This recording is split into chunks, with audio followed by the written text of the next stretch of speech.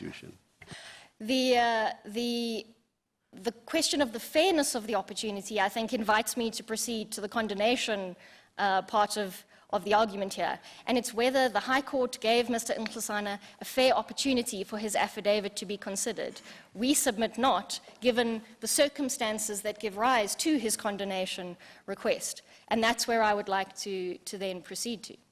So the High Court... So your submission then is that the affidavit was that there was no proper exercise of a discretion, a judicial discretion when the affidavit was excluded. With respect, Justice Kashali, that's exactly the point. The key submission is that the High Court ignored evidence that was critical to the central issue that it was called upon to determine. And given the test that we apply for condemnation, the High Court's reasoning that the explanation was unpersuasive, we say, and I'll address you now on that explanation. Secondly, they rejected it for tailoring, which was never addressed in argument, and for the reasons I'll advance, that was also an inappropriate reason. The tailoring argument is not about whether he actually tailored. It was simply that why a court refuses to allow late affidavits, because it opens the danger of tailoring. So on the facts of this case, there's no question of actual tailoring. Justice Kachali, that's certainly how we read the judgment, but the issue of tailoring wasn't canvassed at all, and to avoid it potentially arising once the court is considering the question, I will address it as well. So if we turn to the question of condemnation and the explanation... If I may interject, Ms. Leroux. Apart from the lateness in the filing of Mr. Nkosana's explanatory affidavit, what other considerations should have been taken into account in determining his application for condonation? Justice Kampepe, we would submit that it's the usual 6 factors that this court has affirmed in Grootboom versus the NPA. So it's the nature of the relief sought, the extent and cause of the delay, the effect of delay on the administration of justice and the other litigants, the reasonableness of the explanation, the importance of the issue raised in the evidence, and the prospects of success. Obviously, all of that goes into determining what is in the interests of justice, but those are the particular factors that have been articulated by this court. Obviously, in our heads of argument, we address them in detail in turn, but what the High Court did was it focused on the second of those, the extent of the delay.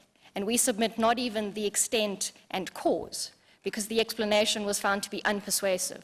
Of course, the High Court judgment deals with this all in one paragraph, paragraph 8, where the point is simply made that it's rejected because the explanation is not reasonable. There's no grappling with what the explanation actually was. So we simply uncited as to what the reasoning for the High Court was. But certainly with respect to each one of those factors, we have made submissions in our heads of argument. But I think if I deal with the explanation most prominently, since that was what the High Court seemed to have focused on when it was choosing not to exercise its discretion. And of course, the hurdle here is whether there's sufficient cause, whether there's a full explanation, and we submit that there certainly was both of those, and then whether the explanation is reasonable enough to excuse the default. So let me start with what we accept. We certainly accept that some criticism may be justified of Mr. Nkosana's conduct in these proceedings. But we submit that that is not the final word here, because we need to understand what that explanation and what was going on with respect to his delay. The case is very simply dealt with. He was never served with any papers, never received any of them, until the 6th of April 2017, and within a week, his affidavit had been filed with the court. So on the one whole case, never received those papers, was never served with them. In the Corruption Watch Freedom Under Law case, he received the founding affidavit. And it is true that he saw the president's first answering affidavit, but not because he was served with it, but because a journalist phoned him and he downloaded it from the Corruption Watch website. So he receives formal service of only the founding affidavit. Then, as we know, and as my learned friend for Corruption Watch in Full addressed this morning, we know that President Zuma failed to comply with the rules with respect to the record. He produced a desultory few documents and otherwise failed to provide the record. He put up a very, very small record. It is only because Mr. Nkosana met twice with those applicants in January of 2016 and in March of 2016, and provided to them the files and files of contemporaneous correspondence that form the record in this case, that they were able to hold the President accountable, compel the full record to be placed before the court for it to determine these issues.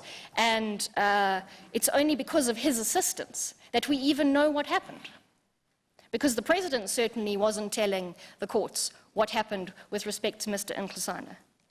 And of course, this all becomes even more concerning if you recall what's set out in Mr. Nkosana's affidavit at paragraph 48, which is that before the President's answer was filed, Mr. Hali, his attorney, met with Mr. Nkosana, asked Mr. Nkosana what his attitude was going to be to the case. He indicated that he intended to put up his recollection of events, which was that he never requested to leave the office. Mr. Hali said, we'll send you a draft of the affidavit. And Mr. Nkosana made it clear that the truth and his recollection was that he never requested to leave. And he reminded Mr. Hali that there were files and files of correspondence to that effect at his attorney's office. Coincidence or not, there's a burglary at his attorney's office. Those files are taken. Then the President's answering affidavit comes in, saying there was a request. As vague and undetailed as to when, what language, how the request was phrased, what reasons were given, all of that vagueness, but it's only after the correspondence disappears from my client's attorney's office that the President's answering affidavit is put up. Of course, we draw no causation. We merely say these are the facts that Mr. Nkosana put before the court with respect in his affidavit. So we make 4 points about his explanation here.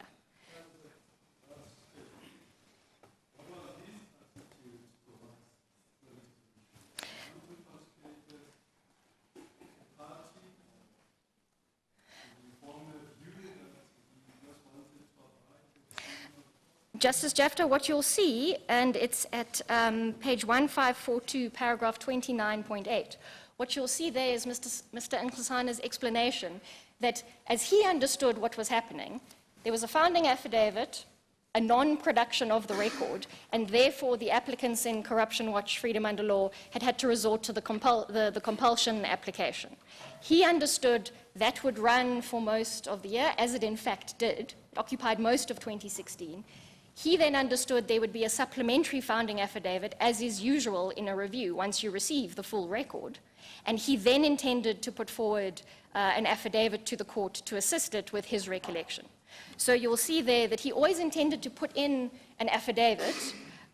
He understood that he would do that once the applicants had supplemented their case in light of the full correspondence that he provided to them in the Rule 30. So he always intended to abide, but he intended to provide his recollection of the facts and these one-on-one conversations with the President about the request. He always intended to put up that affidavit. He intended to do it once the full record was there, supplemented founding, then would be the appropriate time for respondents to submit. That was his understanding of how things would proceed. But of course, as we know, Ms. Leroux, I don't recall, but you'll correct me. I don't recall Mr. Nkosana saying, I thought the Rule 30 and 30A processes would take about or even upwards of a year. Does he say that specifically? I will check the reference with respect to his understanding of the expected duration, but he certainly understood that the Rule 30 was running through the whole of 2016. And in fact, if the court has regard to the chronology that we added as Appendix A to the heads at 53 and 54, You see all of the filings of the foundings and the answers and the replies and the hearings and the set-downs of that, and they occupy the majority of 2016. If he had not been contacted by the journalist who alerted him to the affidavit of the president, until when would he have sat idly by doing nothing? He was aware of the Rule 30/30A process. He, as you correctly say, actually assisted the first two applicants in that process. Did he ever make any attempts to find out what was going on? At what stage was that process? Or did he just sit supine, doing nothing whatsoever? Until when would he have sat, but for the journalist alerting him to the fact that there is now an affidavit from the president? Justice Mhlanga, I think there are two responses to that. The one is, the chronology is important here, because the president files his slim little bundle at the end of 2015. It's January 2016 when Mr. Nkosana meets with them for the first time to assist them with the documents they need for the Rule 30. The president files his answering affidavit at the beginning of March. He meets with them after that. So the president's affidavit is sandwiched by his two meetings with the applicants, dealing with assisting them with the Rule 30, because what the president has done in the record, and then you get his answer, is a completely incomplete record or version from the president. So he bookmarks the president's affidavit with his two meetings dealing with the Rule 30. The Rule 30 is eventually launched at the end of March 2016. And that's the last he hears about what's happening in the litigation. When, in relation to all of that, does he get to know of an affidavit by the president that gives a narrative that is at odds with the facts that he is aware of? When, in relation to all of that, does that happen? In that meeting, at the time frame where the president's affidavit comes in between his two meetings on the Rule 30. My understanding of his attitude is that he wanted to file an explanatory affidavit to controvert whatever the president might say if it did not accord with his recollection or knowledge of the events. Why does he arrogate to himself this right that I will wait for everybody else to keep on filing, I will come in last and only explain last? Once the president has given a narrative that is at odds with what he knows, why does he not? Because his purpose is to correct that. Why does he not there and then do that once that affidavit has been filed? Why does he sit until I don't know when? Justice Mhlanga, three facts to highlight in response to that concern. The first is, he's assured by the president's attorney before any affidavits are filed. But that's past now. That's past now. He was assured before the affidavit came in, or not? Yes. So that history doesn't assist with regard to the question I'm asking. No, but it does, because the Hully conversation about I don't intend to do anything unless the president's version differs from mine. He becomes aware that the president's version differs from his because Mr. Hully never sends him the draft as he undertook to do. So he only understands that the president has put up a version that differs from his in between the two meetings that he's already having to assist them with the documentary record, as the result of which he expects new founding papers.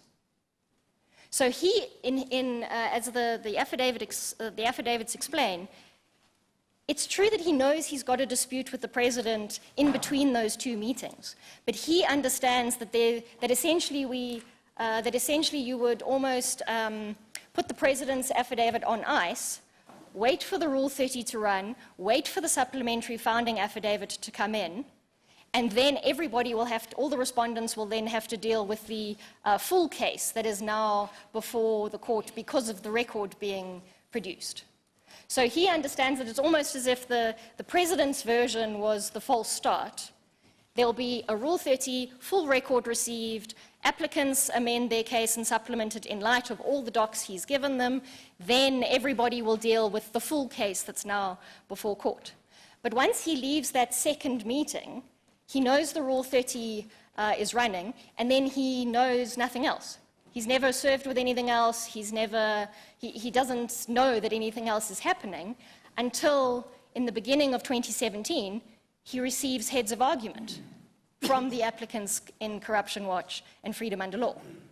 And within days of that, the 6th of April happens and we get full sets of papers, so he meets with his legal representatives, full sets of papers are provided in both cases, because remember, he never saw the KSA case, and within a week of that date, he has jumped into proceedings. But the third and important fact here that is relevant to the condemnation application and to the considerations of the interests of justice is that there's then a case management meeting with the Pretoria High Court, and a timetable is set out. And in that timetable, two things happen. The one is the formal condemnation application happens. The President is the only party that opposes. Obviously, that opposition has now fallen away. But also, the President is given 5 weeks to deal with the contents of the affidavit, and he does that in full. So there's absolutely no prejudice to any of the litigants involved in the High Court case, because as a result of that case management conference, a timetable was set for a condemnation application process to run, which everybody managed to deal fully with the condemnation case. I'm sorry to interrupt, but if one accepts that, could you just help me? How does the admission of the affidavit take the matter any further? Are you suggesting that the record with your client's help is incomplete and therefore the review application couldn't have been done properly? Or what is the relevance? Are you saying that the affidavit has any effect on the finding that the settlement agreement was invalid? Justice Froneman, obviously it's common cause that the settlement agreement was unlawful and must be set aside, and my client has accepted that another consequence of that is repayment of the monies received.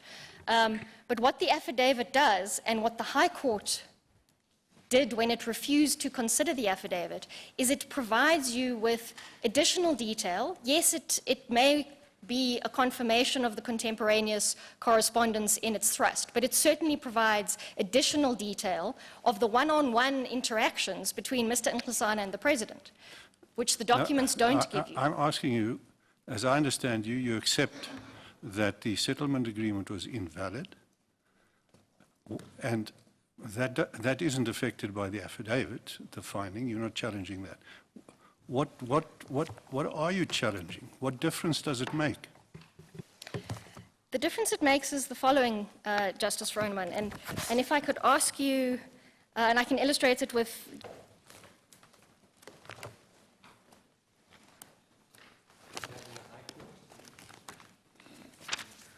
the High Court judgment and Mr. Nkosana's affidavit. So, What page in volume 8? it's page 1379 is where the relevant portion of the judgment appears. And commencing at page 780 That's volume 15. is volume 15, and in Refer us volume to 8, volume 8, yes. sorry, volume What 8 at page in page volume 780 is Mr. Nkosana's affidavit. What page? 780.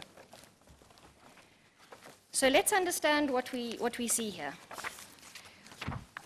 So if we start with the judgment, starting at paragraph 87, what the High Court, as I understand it, has done, and what this court will similarly be asked to do, everyone accepts the settlement agreement must fall, everyone accepts repayment must be made. The question is then, do we do the default position, where Mr. Nkosana returns to his post and continues the work he was trying to do, but for everything I've already detailed that he had to endure? Or, in an exercise of the just and equitable jurisdiction and discretion, is there some other remedy crafted where he's not reinstated? So what the High Court is doing here is it says... You said which paragraph again, sorry? Which paragraph of the judgment? 87.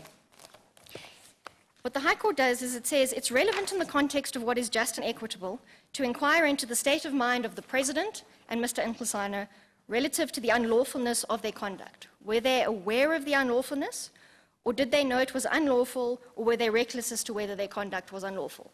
They then deal with the President and find that because they haven't had the benefit of his oral testimony, that he was reckless. Then if we look at the heart of where they dismiss reinstatement of my client, it's paragraphs 92 to 94. There they say, Mr. Nkosana also must have known that the bargain he was driving was unlawful. He was the NDPP, and the NPA Act is his to administer. He must have known of its provisions. First reason.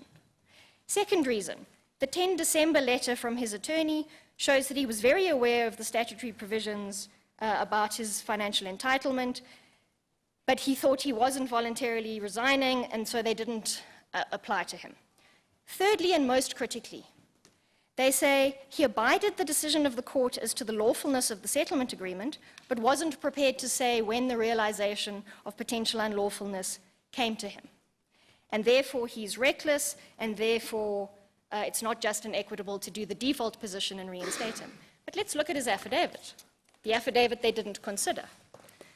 Starting on page 780 and running for several pages thereafter, he explains, Mr. Nkosana explains the context of the settlement agreement. He explains all of the disputes that were going on, how every other avenue had been exhausted, how he's in litigation, his leadership is undermined, everything else. And then we get to the heart of it, 26.5 at the foot of page 781, and the paragraph thereafter. I was therefore of the view that the settlement agreement was concluded not in terms of the NPA Act, but rather to settle this dispute, the dispute being everything he's talked about in the previous pages. So when the High Court, first of all, says you should have known the NPA Act and you didn't seem to be aware of its provisions, and you seem to have put yourself outside of the NPA Act, he says here, I understood that I was settling litigation, contractual dispute, everything else, so I understood at the time that what I thought was the NPA Act didn't apply to me. So the High Court criticizes him for an attitude to the application of the NPA Act, but he has taken the court into confidence and explained why he thought the NPA Act was not what he was dealing with, that he was in fact settling litigation and his contract dispute. Then if we turn over, he says, I have since been advised and accept that as the applicant contends, the NPA Act regulates the terms of any early termination, but of course it has no application to the litigation brought to interdict the inquiry into my continued service, and it doesn't change the simple fact that the settlement agreement was not and was never intended to be concluded to constitute a request for me to vacate. He then carries on for his motivation for entering into the settlement agreement to protect the integrity of the office, etc. So the affidavit does take the matter further because it goes to the remedy question of what was in his mind and can we judge him as a man who should not be reinstated. And we submit that the High Court, when it ignored that evidence, could not have rejected him and found him to be reckless when his affidavit met the very concerns they raised. Let us accept then, for the purposes of the argument, that he was an unwitting participant in an unlawful agreement that greatly benefited him. How does that impact on his reinstatement?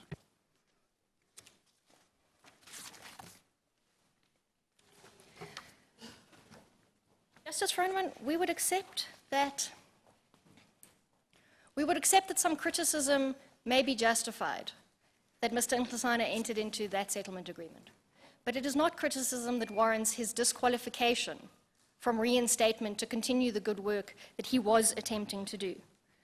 I've explained the ordeal that he went through. I've explained that the number was not an arbitrary amount. It wasn't a... Sorry to interrupt. Yeah. To what extent is he prejudiced by the order of the High Court? Namely that, well, now the new president, if that is followed, the new president will now have to make a new appointment.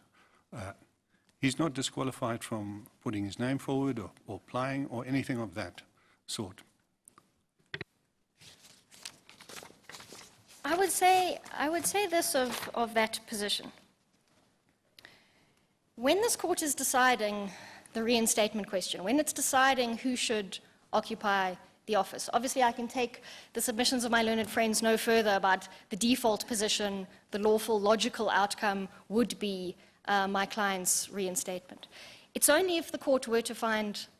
Well, I'm sorry to interrupt you. I want to challenge you on that, because the correcting of the wrong here, the default position assumes that the one party where of correcting the wrong would be innocent. In this case, he's a participant in an unlawful agreement that greatly benefits him. So the correcting of the wrong by putting him back, how does that square to, how does that apply to the default position? Justice Froneman, we would submit that it applies in the following way. As Mr. Nkosana's affidavit explains, he did not understand at that time that he could not settle litigation, contractual claims, everything else outside of Section 12. He now understands that. He now accepts that. He has tendered repayment without objection. He accepts all of those consequences of his mistake. But it is a mistake that we submit makes him innocent. It makes him, you cannot criticize him and say he was a party to an unlawful scheme of bribery and bullying and seduction, when he's explained what was going on in his mind at the time and why he entered into that settlement agreement. And so criticism is certainly justified, but not criticism at a level that finds him to have engaged in unlawful conduct as a willing participant in a scheme to dissipate public funds in a wholly inappropriate manner. That would be an inappropriate conclusion we submit for a court to come to, if you've had regard to how he explains what was going on and all of the other evidence in the record that shows the targeting that he was the subject of. What criticism is justified? You say some criticism is justified, but we needn't go that far. Let me understand what the ambit of your concession is. Justice Kuchali, the limitation of that concession is to say, if this court were minded, it could, in its judgment, say that, it thinks it's inappropriate that he took the view that he could settle litigation and a contractual claim outside of Section 12, and that the quantum of that settlement should have been constrained to what is permitted in terms of the applicable legislation. So the quantum could be criticized, because that is actually the bit that that's what exceeds the legislative allowance. So that would be the extent of the criticism that we would submit is warranted here, the quantum issue. What do you say about the submission by Mr. Budlander, who acknowledged that there were mitigating factors, but he said in the end he abandoned his constitutional duty as an independent holder of a constitutional position? Justice Froneman, we would submit... And he did this knowing what was done to him, knowing what the purpose was, to get him out of the job. Justice Froneman, we would submit that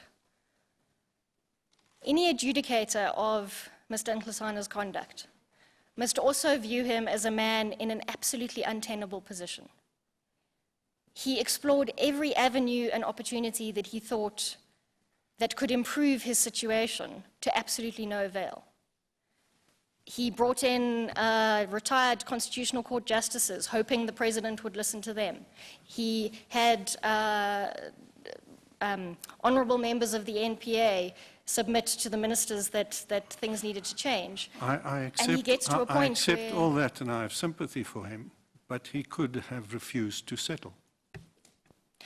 Justice Froneman, I'm not sure how many people, if we were truly reflective and introspective, I'm not sure how many people would endure that 2 years and sign up for another 8.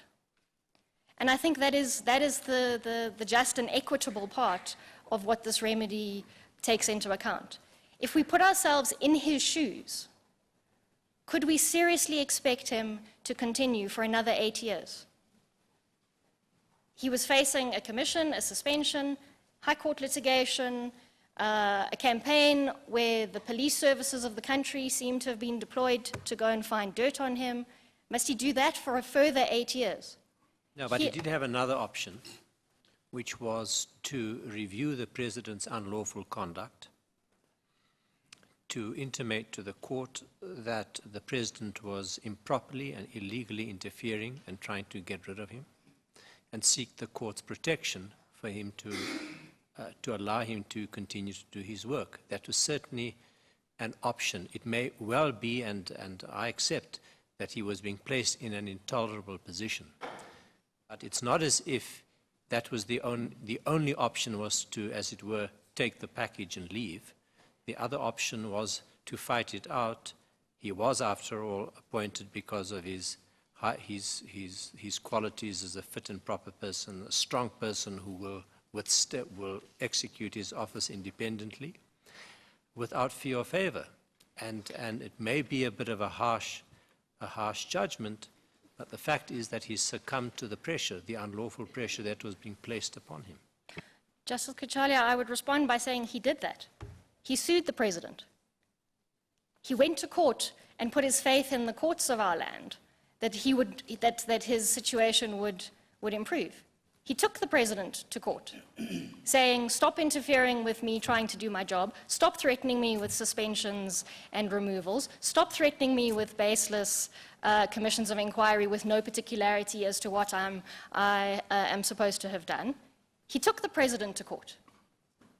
So perhaps he could have amended his notice of motion. The point of the matter is that he didn't see it through. That's the point, that the president was able to find a way out, which he took. That's the only point. I mean, I don't want to be understood to be harsh. The point of the matter is that there was another option open to him.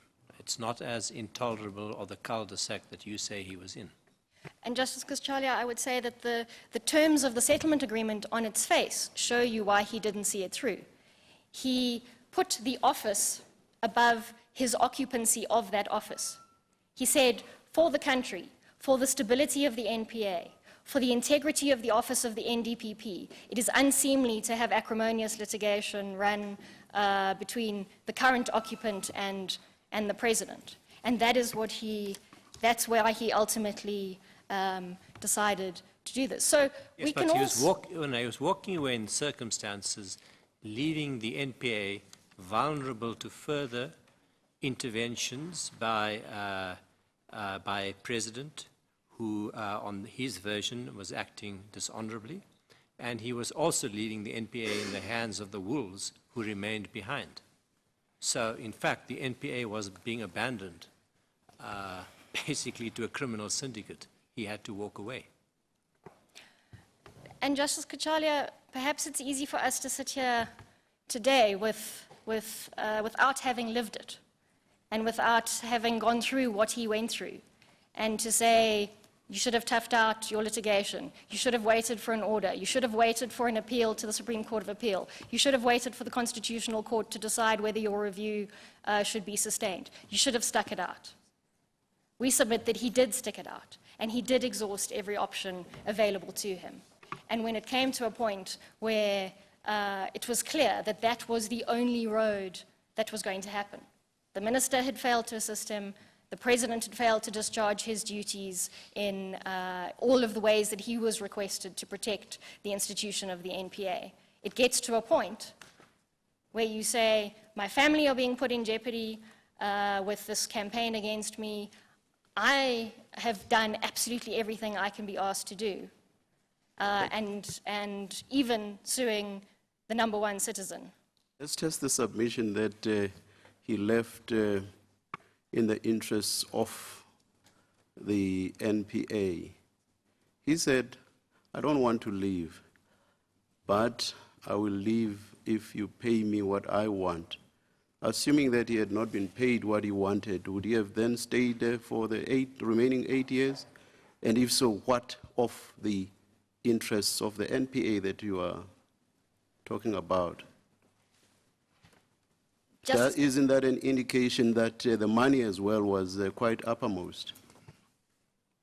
Justice Kachalia, I'm not sure we can speculate as to what might have been, what if, what could have happened. Sorry, I abandoned my question.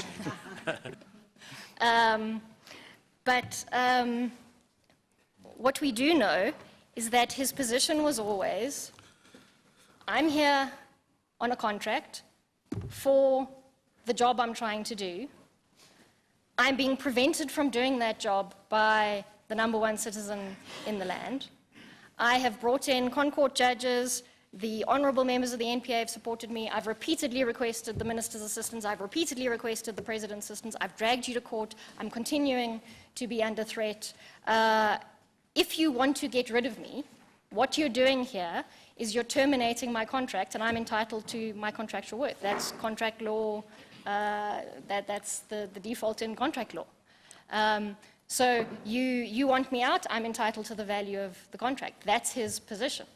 So he's not horse trading up to a number that satisfies. He has always said, you want me out, pay me my contractual worth because I have a contractual claim against you. If you're, at some point the outcome here is inevitable. I'm going to be forced through a commission of inquiry and shown the door. I'm going to be dragged to Parliament with votes against me and shown the door. I'm going to be prevented from doing my job by my subordinates, and then I'll probably have, who knows, if we're going to speculate, maybe I have charges against me for not doing my job, and then I'm shown the door. The outcome is always the same. I'm shown the door. You want me gone, pay me my contractual worth, because that's what we're doing to settle the litigation and settle that contractual claim. So if the outcome is obvious, you've exhausted every other avenue that could possibly influence the former president to let you do your job, I suspect you then sign a settlement agreement that says, I'm doing this for the country, for the NPA, and for the integrity of the office of the NDPP. He seems to have believed, Ms. Leroux, that entering into the settlement agreement was in the interest of the integrity of the NPA. That's what he says in his affidavit. And Justice Kampepe, again, I don't want to be drawn into speculating, but certainly the unseemly, what is going on in the NPA at this time is incredibly unseemly. You've got the national director being completely undermined by 3 senior deputies, going around him to the president and whispering, in a whispering campaign. All attempts to engage the presidency or the ministry to assist that is yielding absolutely no results. And the NPA is then unled, paralyzed, unstable, because the leadership is being resisted and undermined by people acting in concert with the former president. So the integrity... Just objectively, how does he advance or save the integrity of the institution knowing about this undercutting and undermining of the institution that will continue when he leaves? How does he maintain the integrity of the institution knowing all that by leaving? Justice Froneman, first of all, obviously not everyone in the building is a rotten apple. There certainly is good work being done by the NPA during this period in time, and you obviously cannot condemn the entire institution because of some advocates, even however high up they are in the hierarchy. But also, to have the head of the NPA and the head of the country engaged in an acrimonious litigation, commission of inquiry, and all the rest of it, that is not good for the institution and the work the day-to-day work of the NPA. So the prosecution of the former president and all of the issues that advocates Jiba Mahwebi and Mzimnyati are motivated by in trying to tackle Mr. Nkosana's leadership, that's a very, very, very small part of what the NPA's work is day in and day out in the courts of this country.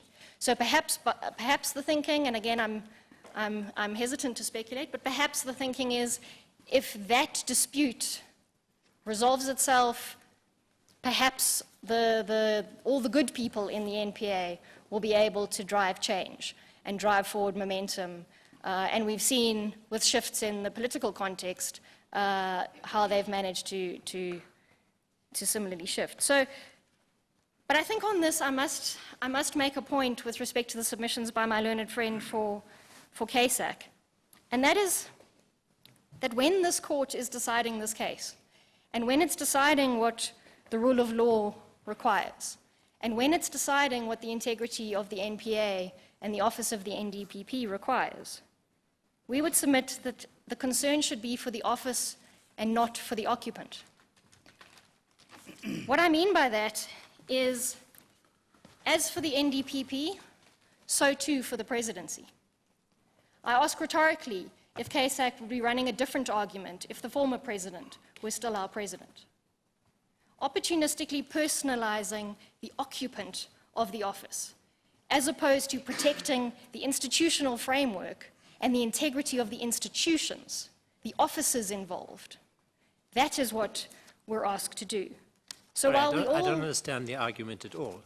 The previous president is the fundamental problem here. So it's not the office, it's Mr. Zuma personally. So what is the argument? It's not the office that was doing something. It was Mr. Zuma that was doing something to Mr. Nkosana. Justice Kachalia, this happens through the office of the presidency. Obviously, he only has the powers to do what he did to Mr. Nkosana because he is the president. So because we all share an optimism about our new president, doesn't mean that we should think away and do the hard work and the discipline of thinking, what does the law require for the office, regardless of who's in those offices? And so we would submit what the law requires here is that the consequence of the settlement agreement falling is reinstatement. And if this court is minded not to follow the default position, but to consider a just and equitable remedy that somehow does not return my client, that it do so for reasons having considered his evidence and what is before you. Justice Kampepe, I'm conscious of the fact that I've had double the amount of time we discussed, and I haven't dealt with costs or tailoring or leave to appeals or all of that. Unless there are further questions, if I could, I think I should briefly address the costs question, but otherwise I would. I think you can accept that we have read your written submissions.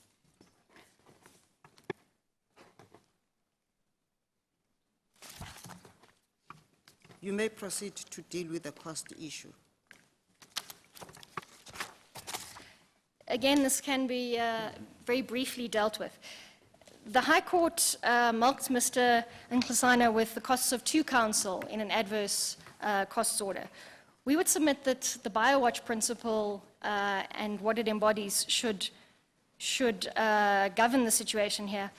And given the fact that there is now no opposition to Mr. Nkosana's appeal, because the presidency was the only one that was the only party that was opposing condemnation, there's simply no party adverse to that dispute anymore, and we would therefore submit that there should be no order as to costs, so that each party bear their own costs, so too for the conditional application for leave to appeal that was filed in the High Court, contingent on whether this court would grant leave. So we would submit that there should simply be no order as to costs, given that there's now there's no party formally opposing the appeal brought by Mr. Nkosana. Maybe I'm looking at it very simplistically. I've understood him, or rather I understand that before the High Court, what he sought to do was to give an explanation. And I understood that to address more inaccurate facts than the legal disputes raised in the various cases by the other parties. Now, if that be so, can you please make me understand how, in that context, BioWatch would apply?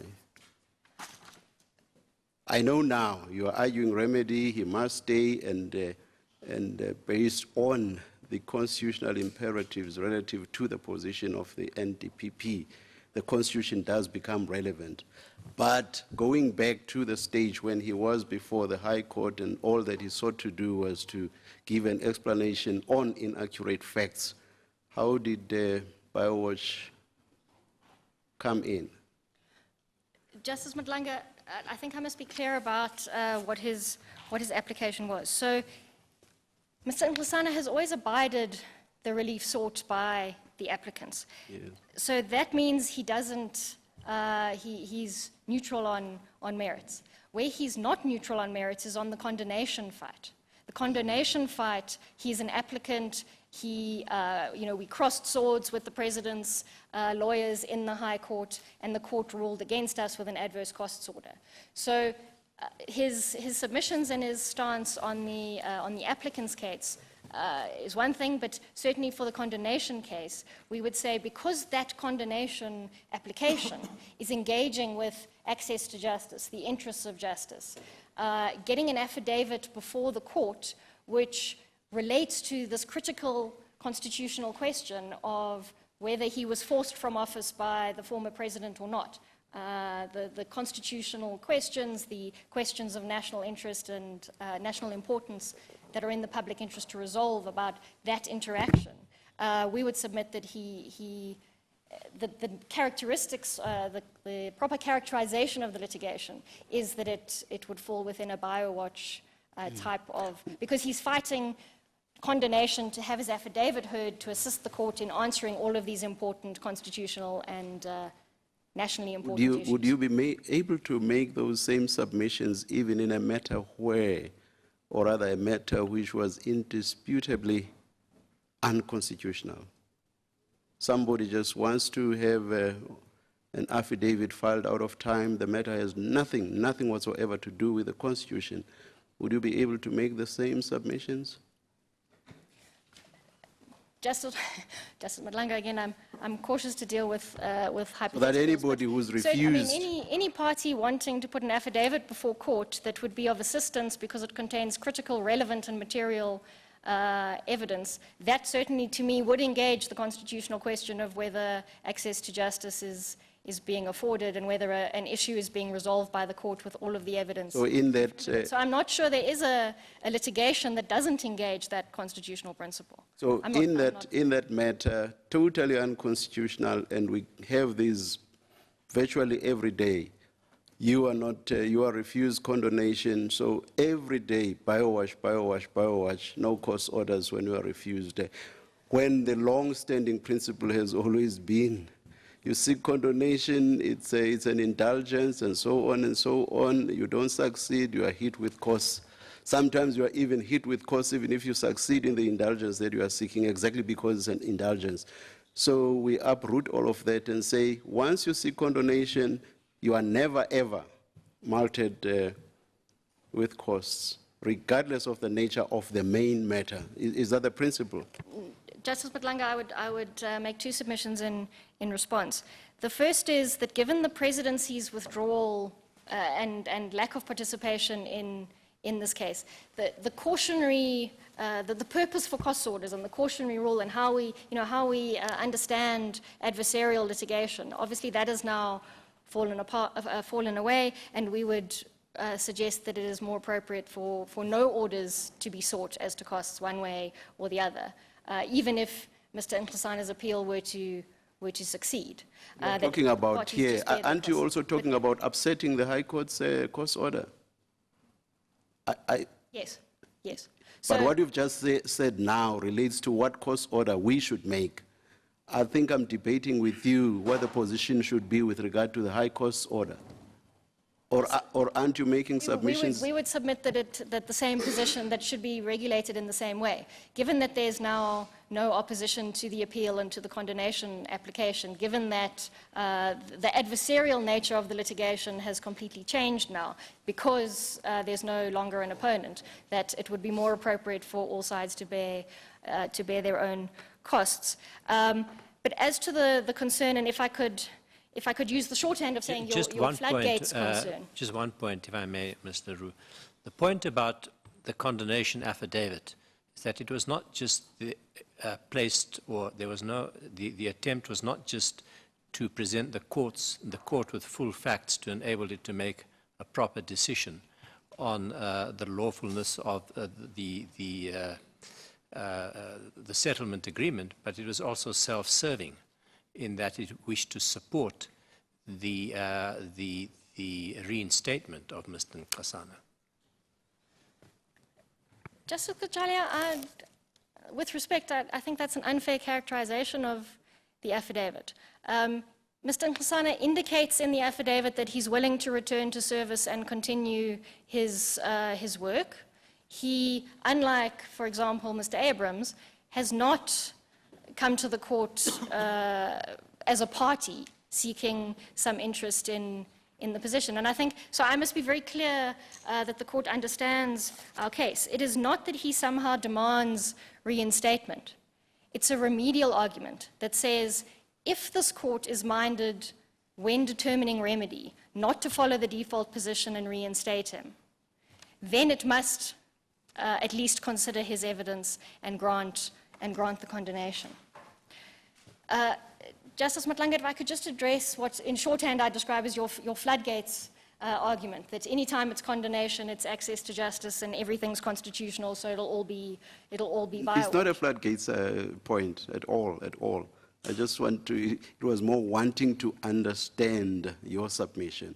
Matters that have nothing to do with the Constitution, are you saying you never ever marked the party seeking condonation with costs? That's all. It's not a floodgates. I just mentioned the fact that this happens all the time, by the way. So it's not a floodgates point at all.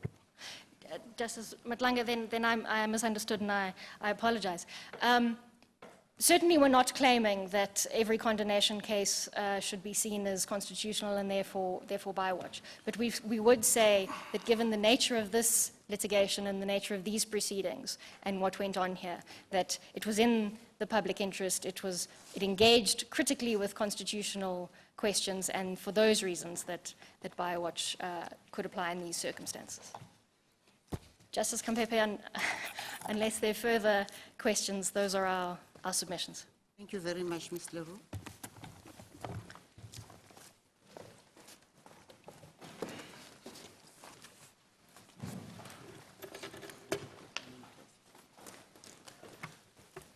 Mr. Epstein, you will take the 10-minute protection afforded to counsel before Yes, we... may I have the 10-minute protection, please? Thank you, Justice Kampepe. There are two central issues in the matter. The first is whether Mr. Nkosana's leaving office created a vacancy into which Advocate Abrahams could be appointed. Mr. Tringove said that it is common cause that there is no lawful vacancy, and of course that is not the case. That is the very essence of the case. And we say that there was a vacancy into which he could be appointed. The second issue would only come into play if it is found that there was no vacancy into which Advocate Abrahams could be appointed, and that would then bring in the just and equitable remedy. And the court would have three options, effectively, as we see it. The first one, to leave Advocate Abrahams in his position. The second, to reinstate Mr. Nkosana. And the third, to leave it to the President to appoint a new national director. In order to lay a platform for the arguments which we want to submit, may I draw attention to the following aspects in this case. Firstly, there is no suggestion at all that Mr. Abrahams is not fit and proper for the office. The fitness and propriety of Mr. Abrahams is not at issue in this matter, and the applicants themselves not only concede that, but say that. For example, Mr. Lewis for Corruption Watch in volume 8 at page 745, paragraph 18 says, "It is true that the applicants have not questioned Mr. Abrahams' fitness for office. His fitness is not a relevant issue in this application. The applicants, however, contend in this application that the fourth respondent's appointment was unlawful, flowing consequentially from the unlawfulness of the first respondent's conduct that led to Mr. Nkosana's resignation." And Mr. Naidu for KSAC in volume 14 at page 1297 says, "KSAC has not made any allegation regarding as to whether Mr. Abrahams is fit to act as NDPP or has properly carried out his duties under section 179(4). And Based on that, Mr. Abrahams did not address any issues concerning fitness and propriety, and we say that it would be unfair to take it into account when one comes to the just and equitable remedy that is take into account matters which Advocate Abrahams wasn't called upon to address. CASAC say in their heads, and I quote, they say he has done no direct wrong. They say there's no evidence that Advocate Abrahams lacked independence or impartiality. And of course, there's a presumption of impartiality. So CASAC do not seek the removal of Advocate Abrahams on the basis that he's not fit and proper. What they say is they contend that there was no proper vacancy at the time Mr. Abrahams was appointed, given as they contend that Mr. Nazana had been unlawfully removed. They say as a consequence of the unconstitutional removal of Mr. Nazana, Mr. Abrahams' appointment was invalid and therefore falls to be set aside. It is acknowledged by CASAC that it would be unfair to Mr. Abrahams. Mr. Chaskelson, we heard, said, well, that's the way the cookie crumbles, and he compares it to a tender. We say it's very different when you're dealing with somebody holding a position like this. You're dealing with somebody who was in an important job, such as the National Director. They say, CASAC say that Mr. Abrahams had no hand in Mr. Nazana's removal or his own appointment. And that must be accepted. There's no suggestion whatsoever that Mr. Abrahams was even on the scene, that he had anything to do with the discussions, with the settlement agreement when it was concluded. They say that the President wanted to appoint somebody who would be more amenable to him because he was unhappy with Mr. Nazana and their suggestions, again, inferences that Mr. Nazana was going to prosecute him. That is indeed strange, taking into account that when the spy tapes matter started in 2009, when the DA reviewed the decision of Mr. Mshe to withdraw the charges, which then took 9 years, during that period, Mr. Nazana was one of the, he was the National Director, and he was one of many who opposed that review. So it would be strange indeed to draw the inference that he was going to prosecute Mr. Zuma when at the time he left, he was still resisting, having designated Mr. Hofmeyr to sign all the affidavits, he was still resisting the DA's application for review. It is not alleged anywhere that Mr. Nazana was deceived, that he was misrepresented to, that he acted under duress, that he was duped in any way. He knew exactly what he's doing. The letter from his attorney, Mr. Mabunda, says that he is fully aware of the provisions of Section 12, 6 and 8. But he believed that he wasn't obliged to comply with that. So he did not do this unwittingly. His attention was drawn to that. And we say that what he did was unlawful, it was unconstitutional. CASAC go further. They say that it was a bribe that he took. And then we hear Ms. LaRue saying, if I understood her, who wouldn't take money in those circumstances? Meaning that everybody's got their price. Well, I would suggest and know that this court would reject such a contention. If everybody's got their price, and if Mr. Nazana can say, I'm sorry, I only did it for the money, if that's a defense, we'd be able to sort out the overcrowding in our prisons tomorrow. He left office on the 1st of June 2015. He never sought to return. The first time he indicated he wanted to return was on the 11th of April 2017 when he filed his explanatory affidavit. For more than 2 years he sat back, content to keep the money, and now he says, I'd like my job back, notwithstanding all the problems he had and the same people are still there. He'd like his job back, and he tenders back the money. But as was famously said in a movie, the state should be saying, show me the money. Where is the money that he got? He keeps tendering it, but he doesn't pay back the money, and a court has ordered that he should pay back the money. But he's still here today tendering return of the money. And I can tell the court that in the settlement agreement, not only does he get the 17.3 million rand, but he gets his pension as well, and he gets his leave pay as well. It wasn't the retirement pension in 12, which 12.8 envisages, but he was getting his pension as well. And then they say that some blameworthiness should attach to Mr. Abrahams because he went into the job knowing that Mr. Nazana had left before this unlawful payment. That's pure inference. When Mr. Abrahams was appointed and took the appointment, I think a month and a half later, 18th of June of 2015, there's no suggestion that he knew any more than the public knew. And the public knew because the media had reported that Mr. Nazana's left for 17.3 million rand. There's no suggestion that he knew what the terms were of that agreement. So when it comes to fairness and justice and equity, there's no merit in the suggestion that he stepped into a position knowing that he was at risk. We will seek to contend that the Stradum case is directly in point, and that with respect to the quota quo, the suggestion that the prior regime in the Magistrates Court Act did not allow somebody to resign, and you wouldn't take away those rights, the court overlooked the fact that the prior regime to the current act, which was the Attorney General's Act and preceded by the Criminal Procedure Act, also allowed somebody to resign. So those rights wouldn't have been taken away either. So with respect, we'll submit that the court left. And if Your you 10 can... minutes have Is that my expired. time's up? Thank you. I think on that, Mr. Shaskalson's response would be the Attorney General. Oh, yeah. Oh, in a sense, yeah, maybe it was rough. Okay. If you were to, if you can only leave through Section 12.8, if you can't resign, and may I say that the 10-year period we submit is for the benefit of the incumbent. That's what creates the independence, that if you don't like what he's doing, you can't remove him because he's got, or her, because they've got a 10-year period. No, Mr. Epstein, I will actually make my point. The Attorney General was attached to each division of the High Court.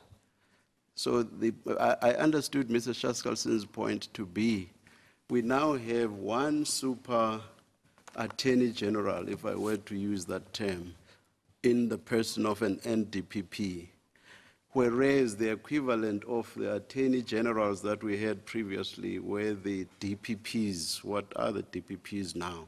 So Mr. Shaskalson's point was, prior to the Constitution, prior to the NPA Act, there was nothing like the NDPP. And then that was the basis for him submitting that one cannot make the comparison between the NDPP and the magistrates. I'm not saying he was correct. I'm not saying he was correct, but that was the basis, one of the bases for distinguishing the two cases. I would say that he's splitting hairs. The Attorney General has to be independent. If the only way that you can leave this office is through the mechanism of Section 12.8, and if you've got good reasons, you offer those good reasons, and you don't accept it, that's what the applicants contend. You can only leave through 12.8.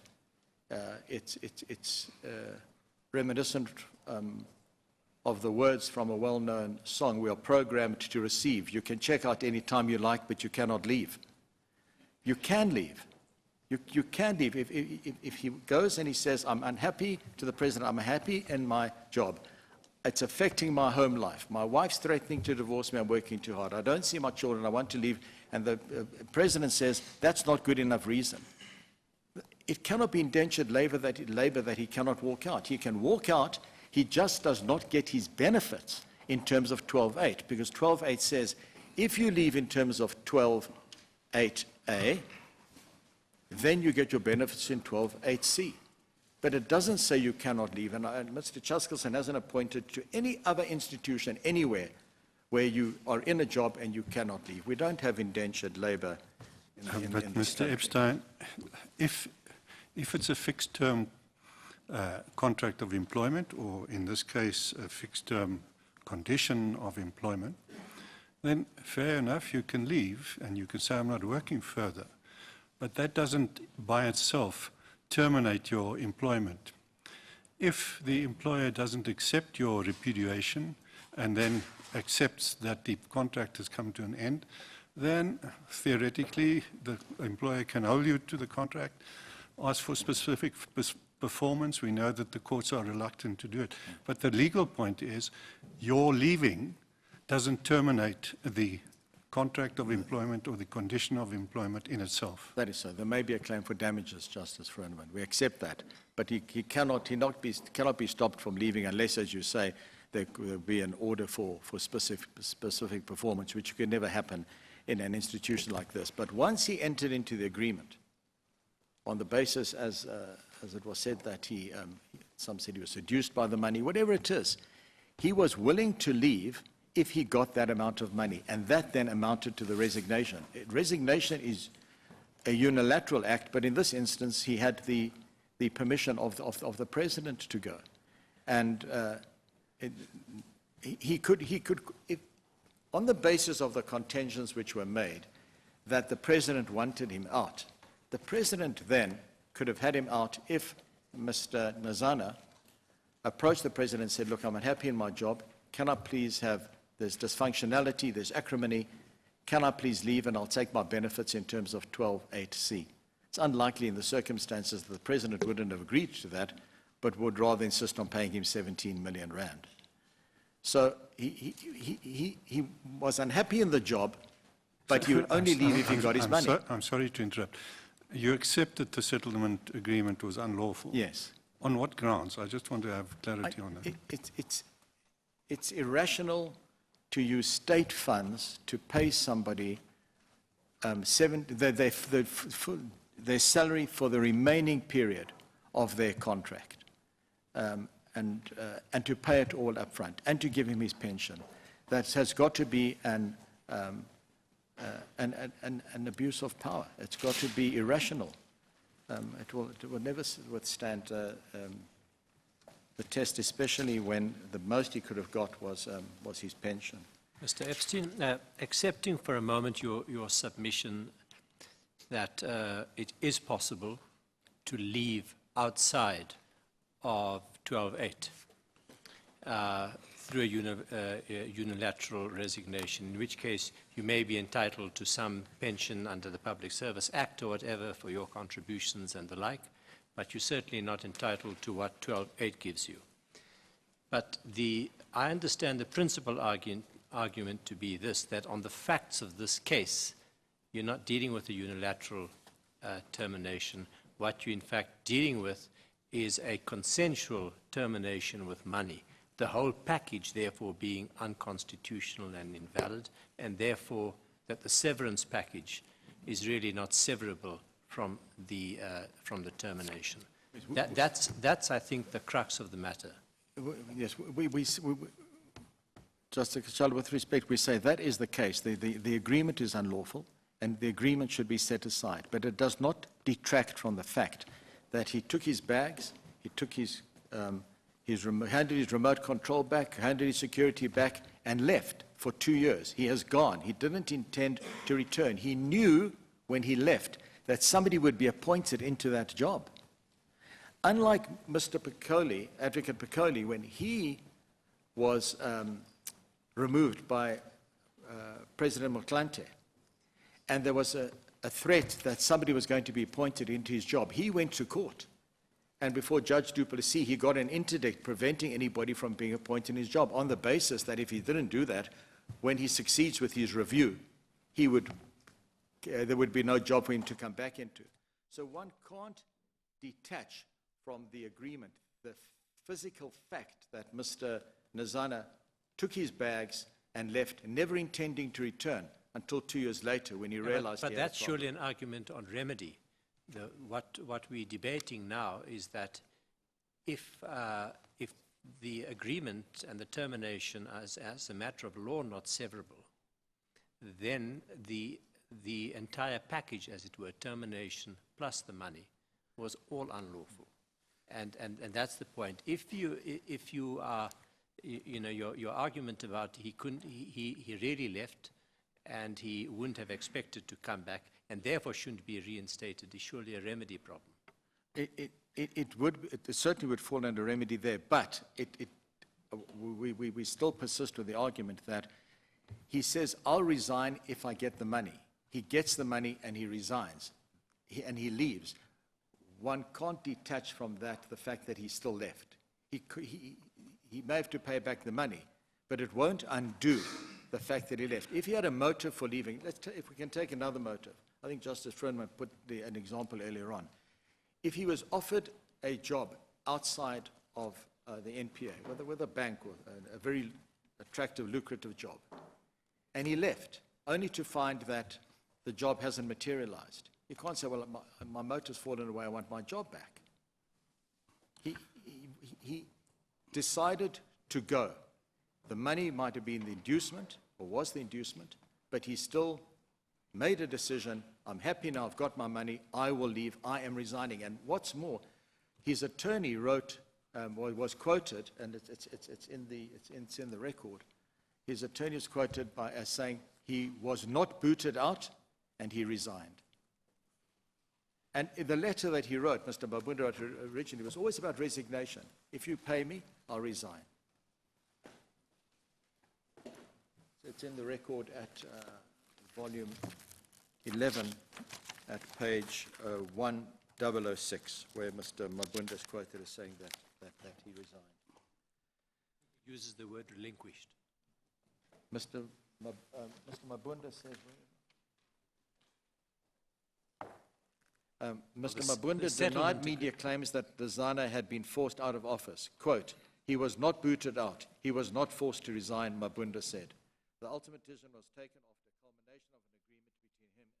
the president. I'm sorry, to get back to the original point, as I understood the argument, it was the fact that he walked out.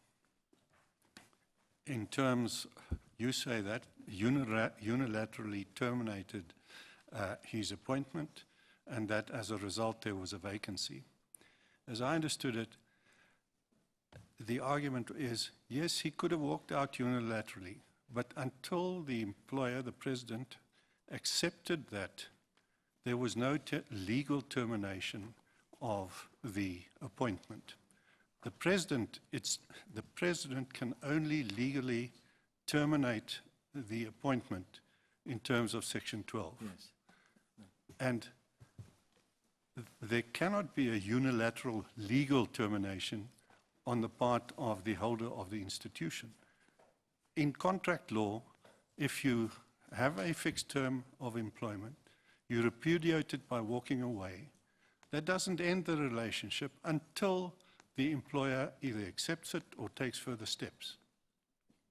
Legally, your act of repudiation is unlawful. In your contract of employment, it's a breach of your employment contract. Yeah, it's a breach by walking away. Factually, until that breach is accepted and dealt with in terms of Section 12 by the President, there is no legal termination. Mr. Froneman, he walks away with the intention of resigning, and he does it with the permission of the President. So he still intends to resign. Once he gets his money, his intention is clear. It is to resign. Can I put it this way, Justice Froneman? I think it's akin to something you suggested earlier on to one of my colleagues. Assuming he took the money, and about a year later he has his conscience gets the better of him. He comes back and he says, I think what I did I wasn't entitled to do. I want to undo my resignation and I want my job back. He would never be, no court would accept. It's different from the Malefi case, I know, but no court would accept that he did not resign. The court would say, well, you resigned, you took the money, thank you for now, for this clash of conscience you've got, but your resignation remains in effect.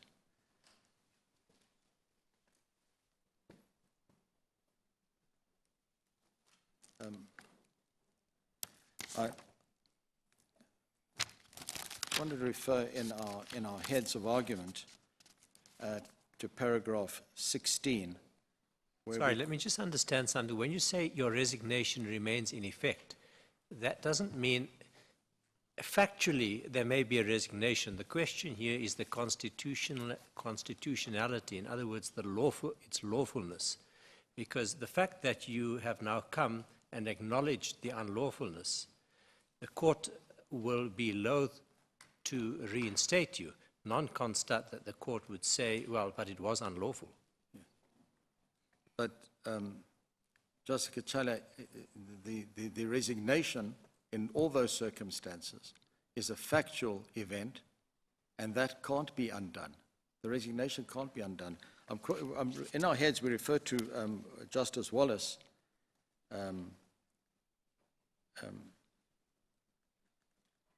under Labour and Employment Law saying, the giving of notice is a unilateral act requiring no acceptance by the recipient for it to be effective. Consequently, notice, once given, cannot be withdrawn except by agreement. It's in paragraph 16 of our heads. And there's a danger, of course, in finding that there's no vacancy. And that danger is if one goes back to Advocate Piccoli and how he left. Very similar circumstances. Advocate Piccoli, there was the Ginwale inquiry, and following the inquiry where he was exonerated, but there were some criticisms, President Motlanthe still removed him, and he reviewed that decision. And during the review, there was a golden handshake. He got 7.5 million rand. He also did not leave through Section 12.8, which means there was no vacancy into which the next national director, acting national director, was appointed. And we cannot say, as Mr. Trenego said with respect, we can't condemn that to history and say that's history. It's not. It means that every appointment after that was into an office which wasn't vacant. And the danger is, we're on dangerous territory because there are lots of people who were either accused or being convicted by people in... Mr. Epstein, can you please interpret Section 12, subsection 5 for me? In particular, its reference to subsection 8. What does that mean?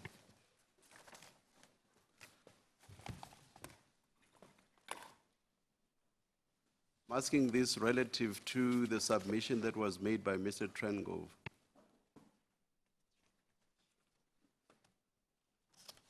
Well, the operative word is removed, that he cannot be removed or suspended except in terms of 6, 7, and 8. 6 is when there's an inquiry. 7 where it goes straight to Parliament. And 8 is when he asks for, he's either ill or asks for permission to leave. So he can be removed only in those circumstances. That's if... So 12.5, removal in 12.5, if you look at 8, which doesn't really have anything to do with removal as we know that term. So removal in 12.5 must mean even self-removal. Would you not agree?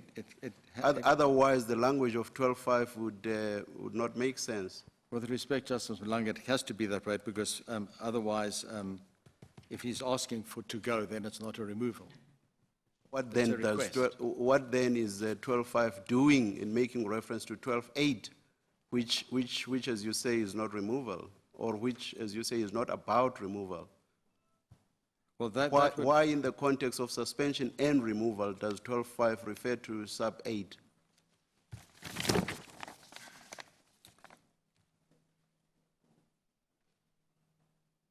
Well, it must mean self-removal because 12.8a, which says to vacate his office for any other reason which the President deems fit, is not a removal. He would have to make that request. You accept then that it includes self-removal.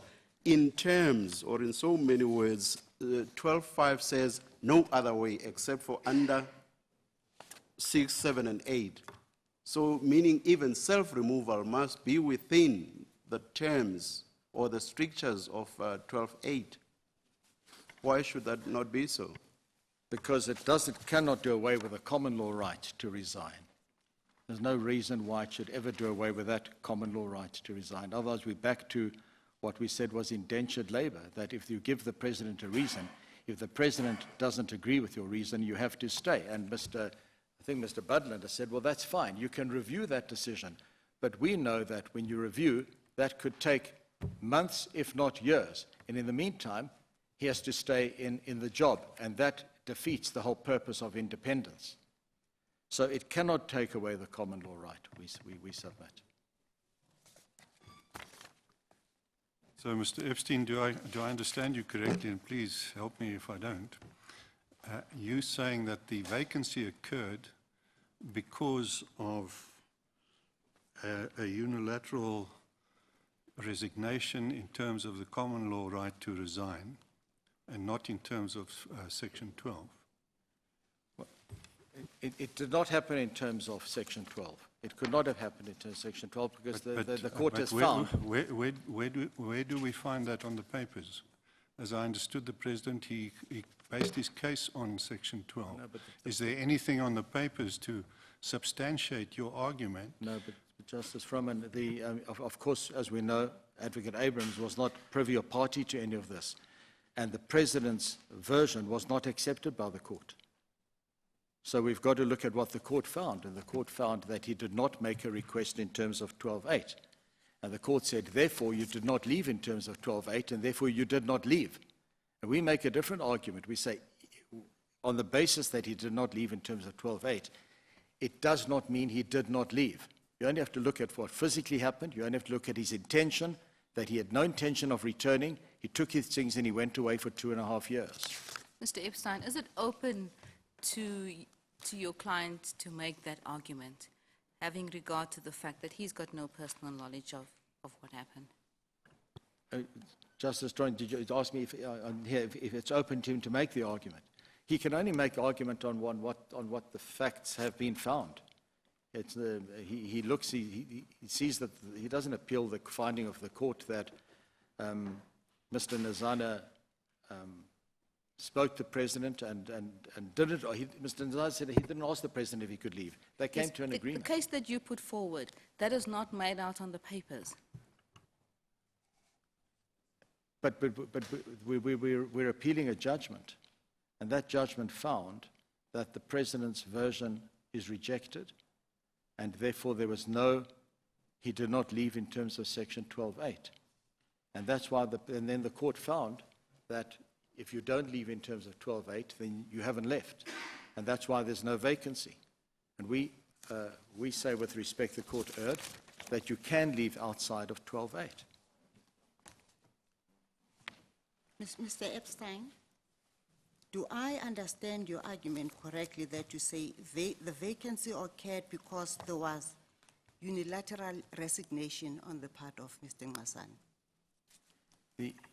The agreement that he would resign in return for the money was an agreement between employer and employee. He said, I'll resign if you pay me the money. Once it's found that his agreement was not lawful, we submit that it is artificial to say that it still did not give effect to the resignation. They achieved what they wanted to achieve, and that is that he would resign. And that is what he in fact did. So it translates, even if the agreement's unlawful, it translates into a unilateral resignation. Can I refer, Justice Kampepe, can I refer to our heads at paragraph 25?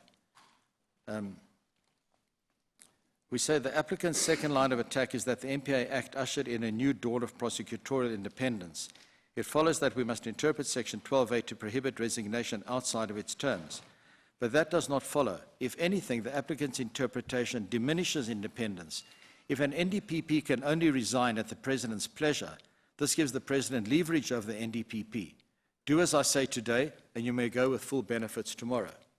And we refer to the Stratum case as well in paragraph 26, where Farlam JA recognized that with the Magistrates Act, quote, Parliament was concerned to grant to magistrates an independence and freedom from interference which they had not previously enjoyed, and that, if anything, to preclude the right to resign could be seen as a fetter on judicial independence. And we say the same here. If you preclude a right to resign, it would be a fetter on the independence of the National Director. What are your submissions on Mr. Charleston's three bases of distinguishing the Stratum scenario? Well, in Stratum, bear with me.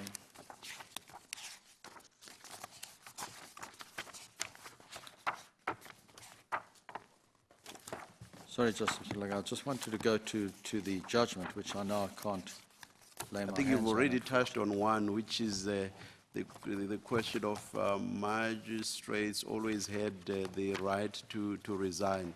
You've argued on that. The other one was the paramount importance of prosecutorial independence.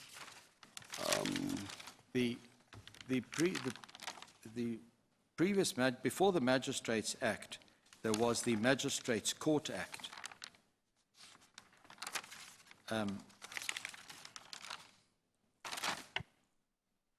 No, I'm sorry, there was the Magistrates Courts Act of 32 of 1944. And that did not deal with any process when a magistrate wished to resign. It was silent about that. That was only introduced into the Magistrates Court Act of 1993. And that's where the wording is almost identical to that of Section 12.8 of the NPA Act. So when one does a comparison of the NPA Act and its predecessors, it reflects no difference. The Criminal Procedure Act dealt with the appointment of the Attorney General. It made no reference to any process when the Attorney General wanted to leave office. The Criminal Procedure Act was amended by the Attorney General Act, which introduced a Section 5, which is in identical terms. So if it's based on the fact that rights are not going to be taken away, you wouldn't interpret the new Act with having taken away rights from the previous Act where there was no restriction on you leaving. The same would apply to the NPA Act. There was, under the Criminal Procedure Act, which was replaced by the Attorney General Act, no restriction on the right to leave. It was only introduced in the Attorney General Act, which was then superseded by the NPA Act. And the third basis was magistrates, unlike the NDPP, don't have fixed terms of office. Well, the fixed term of office for an NDPP is to secure his independence. I don't know what retirement age is for magistrates, but I think it's very difficult as well to remove magistrates, it would be. But they've still got security of tenure. There's no date by which they have to leave unless they reach retirement age. Can I...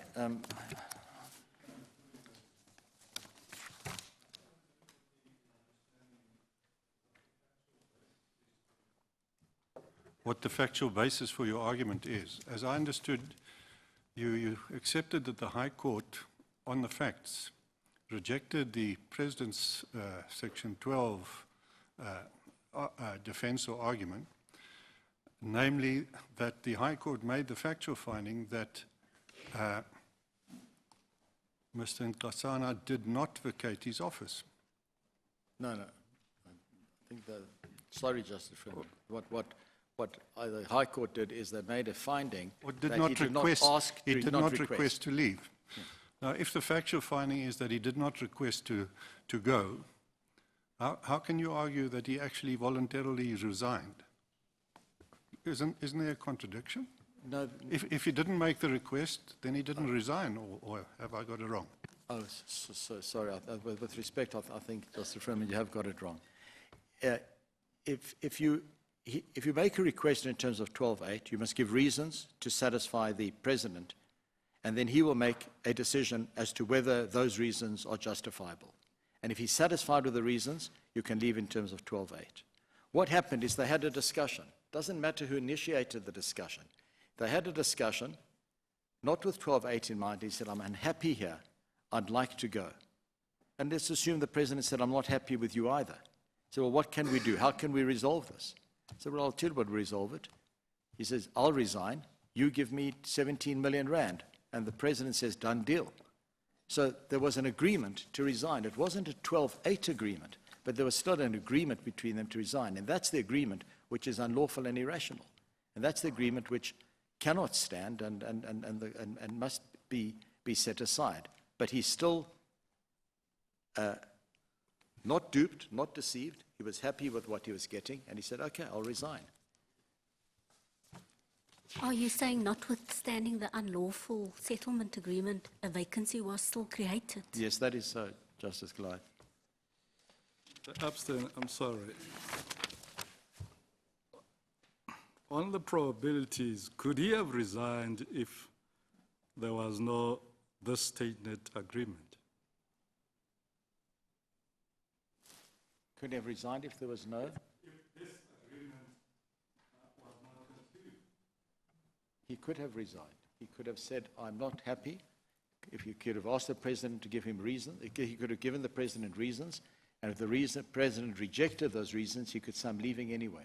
And he would walk out, and he would not get his 12-8C benefits. I'm talking about the facts of this case. We know the facts of this case, how it went about, and how he indicated not willing to go unless he was paid the value of the entire remaining contract. So I'm asking in that context, should we accept that you can separate the invalid agreement from his decision to resign?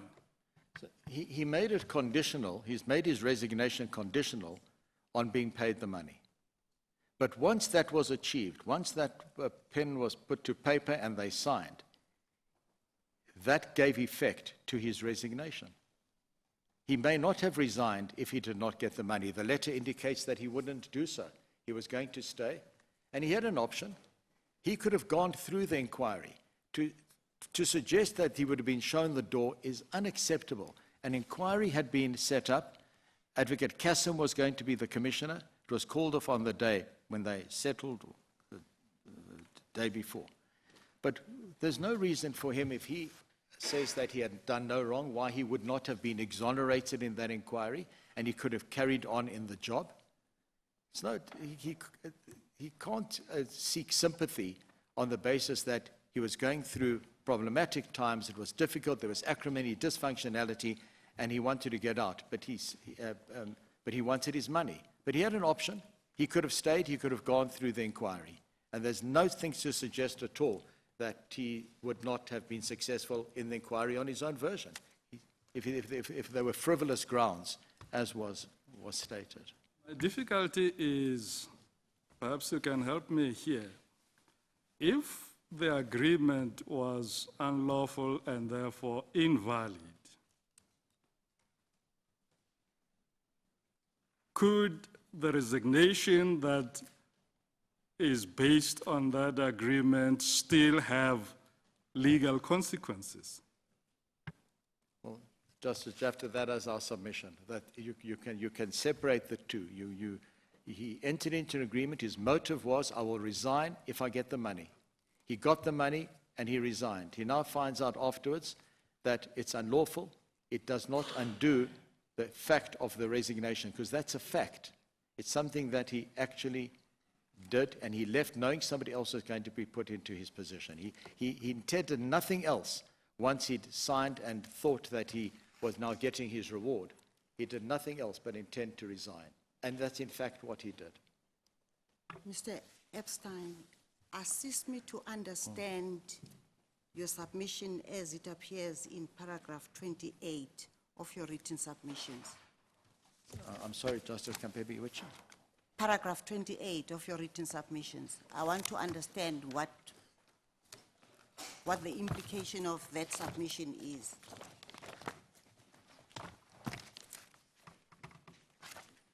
It's at page 17. I've got it.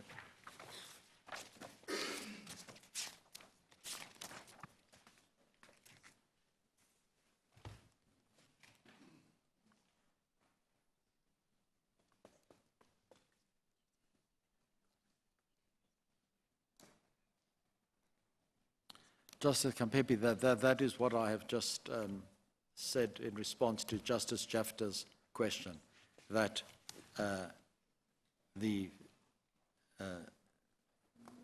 although the resignation was procured by this inducement, his resignation does not mean that his resignation should be set aside.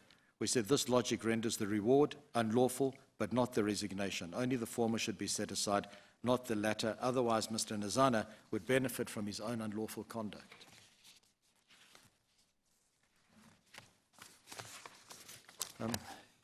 Can I move, I think, to I want to go on to Dr. Silas Ramaiti. The court, I quote, did not address the position of Dr. Ramaiti. After Mr. Nazana left on the 31st of May 2015, on the 1st of June, Dr. Ramaiti, a Deputy National Director, was appointed as Acting National Director, and he held that position, I think, for about 18 days until Advocate Abrahams was appointed. In terms of Section 11(2)(b) of the National Prosecuting Act, it provides that whenever the office of National Director is vacant, or the National Director is unable to make the appointment contemplated in paragraph A, the President may, after consultation with the Minister, appoint any Deputy National Director as Acting National Director.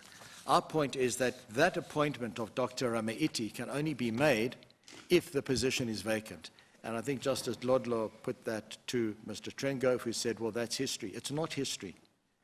He could only have been put into that position if there was a vacancy. And until that is set aside, there is a vacancy. And there may well be consequences because of that, because people may well have been prosecuted or dealt with during his tenure. Would we, in the interpretation of the section, be bound by the President's view of the section?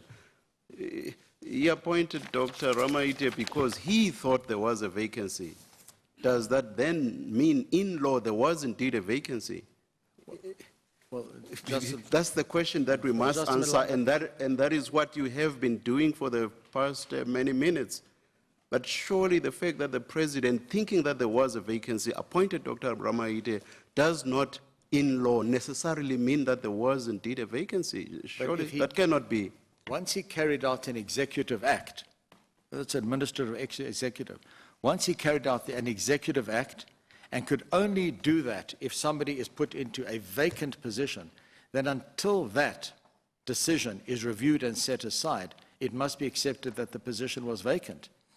Would it be open, I ask rhetorically, for the court to now say, well, we found it wasn't vacant, and say what the President did was wrong. Therefore, Dr. Ramaiti also went into a position which wasn't vacant, and his appointment was also constitutionally invalid, and yet he also, like Mr. Abrahams, took decisions, at least for 18 days. We don't know how important those decisions were. Some of them might have been very important.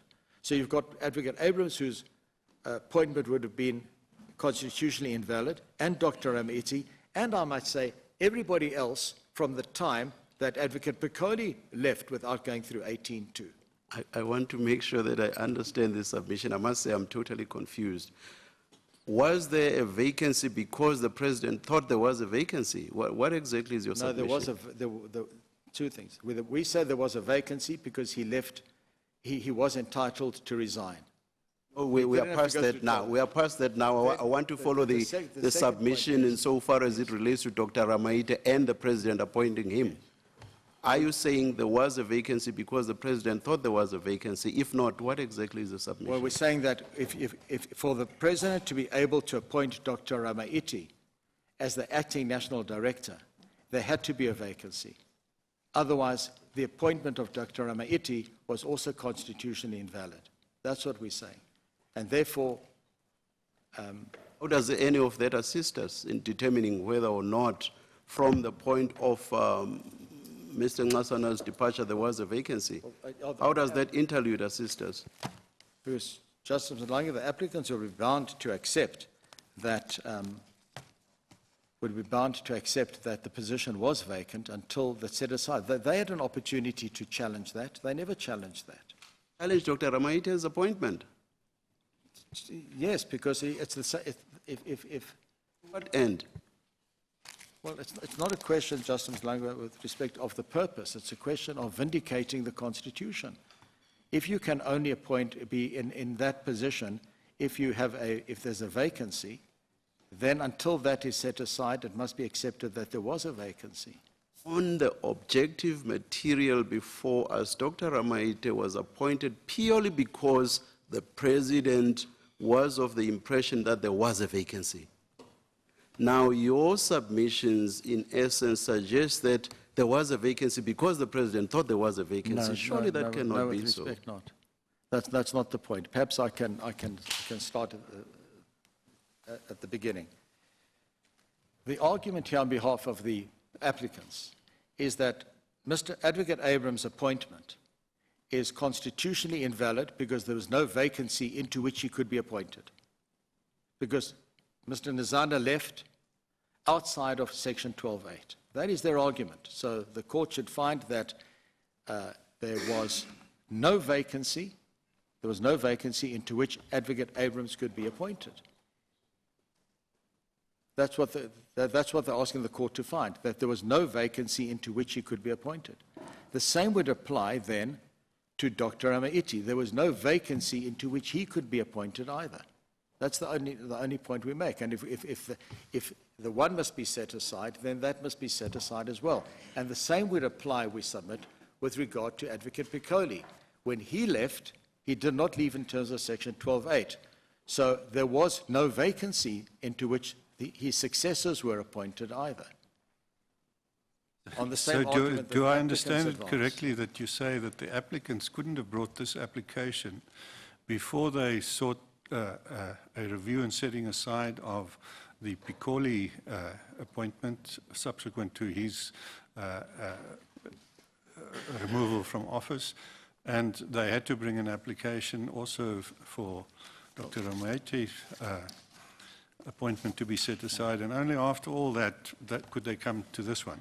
Or am I misunderstanding it again? No, but Justice Froneman, the point we're making is that the argument they advance now, they ignore the history that previous national directors have left office without going through Section 12.8.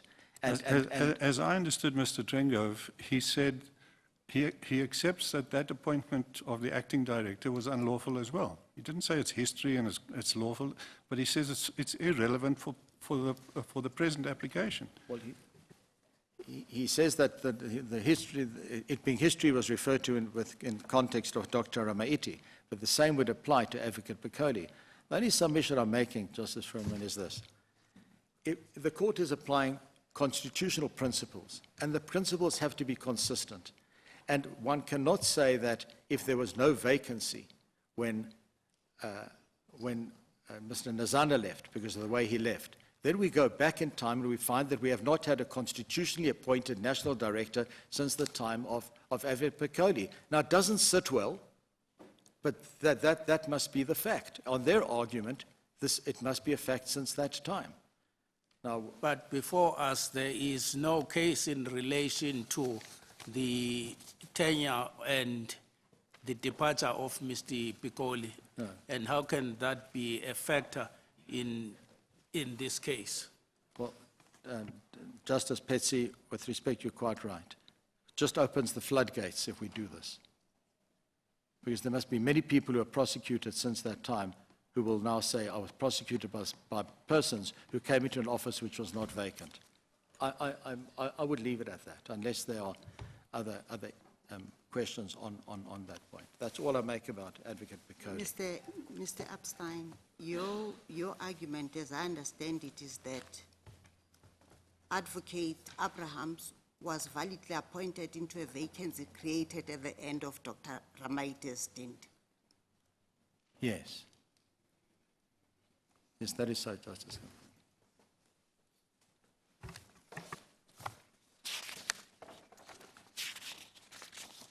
On the just and equitable remedy, and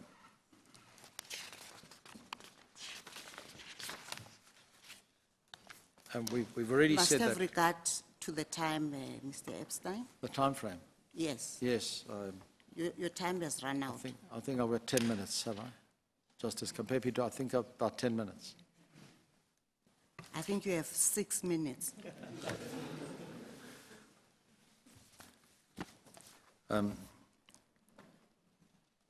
No account was taken of Advocate Abrahams' personal circumstances when the order was made setting aside his appointment. So, if he was appointed into an office which was not vacant, then we ask, what was he? Is he an employee? Everyone says he was innocent in this. He had nothing to do with it. Everyone says he's fit and proper. So what is to happen when one applies the just and equitable remedy to Advocate Abrahams? What has happened to the fact that for 3 years, nearly 3 years, he's adjusted his life? Does he qualify now for any pension? None of this was addressed by the court, which we say should be addressed. And in the matter of Kumalo, which we refer to at paragraph 76 of our heads, we quote, if the full relief is granted in the MEC's favour, Mr. Kumalo will lose his position. Mr. Kumalo has gone on with his life, continued his employment, presumably adapted his expenses accordingly. The MEC states candidly that the facts do not disclose any wrongdoing by Mr. Kumalo. Even if Mr. Kumalo's promotion is found to have been unlawful, on the facts he bears no responsibility for it, but for having the boldness to apply for a position for which he possibly did not qualify. The shadow hanging over this matter is really, we know, is the prosecution of now Mr. Zuma. That is what the concern is of the applicants. It's become clear. They don't want Advocate Abrahams to take the decision concerning Mr. Zuma. But there is a misconception about Mr. Abrahams in this regard, and I will try in the very short time left to explain it. The misconception arises in this, and it's necessary to appreciate what is currently sitting in the NPA's offices, in the NDPP's offices. After Polokwane in 2007, Advocate Mshe charged Mr. Zuma, as he then was. Then in 2008, Nicholson J. set aside that prosecution. And shortly after that, 2008, and in 2009, the judgment of the Supreme Court of Appeal was handed down by Justice Harams, and Justice Kachalia was on that bench.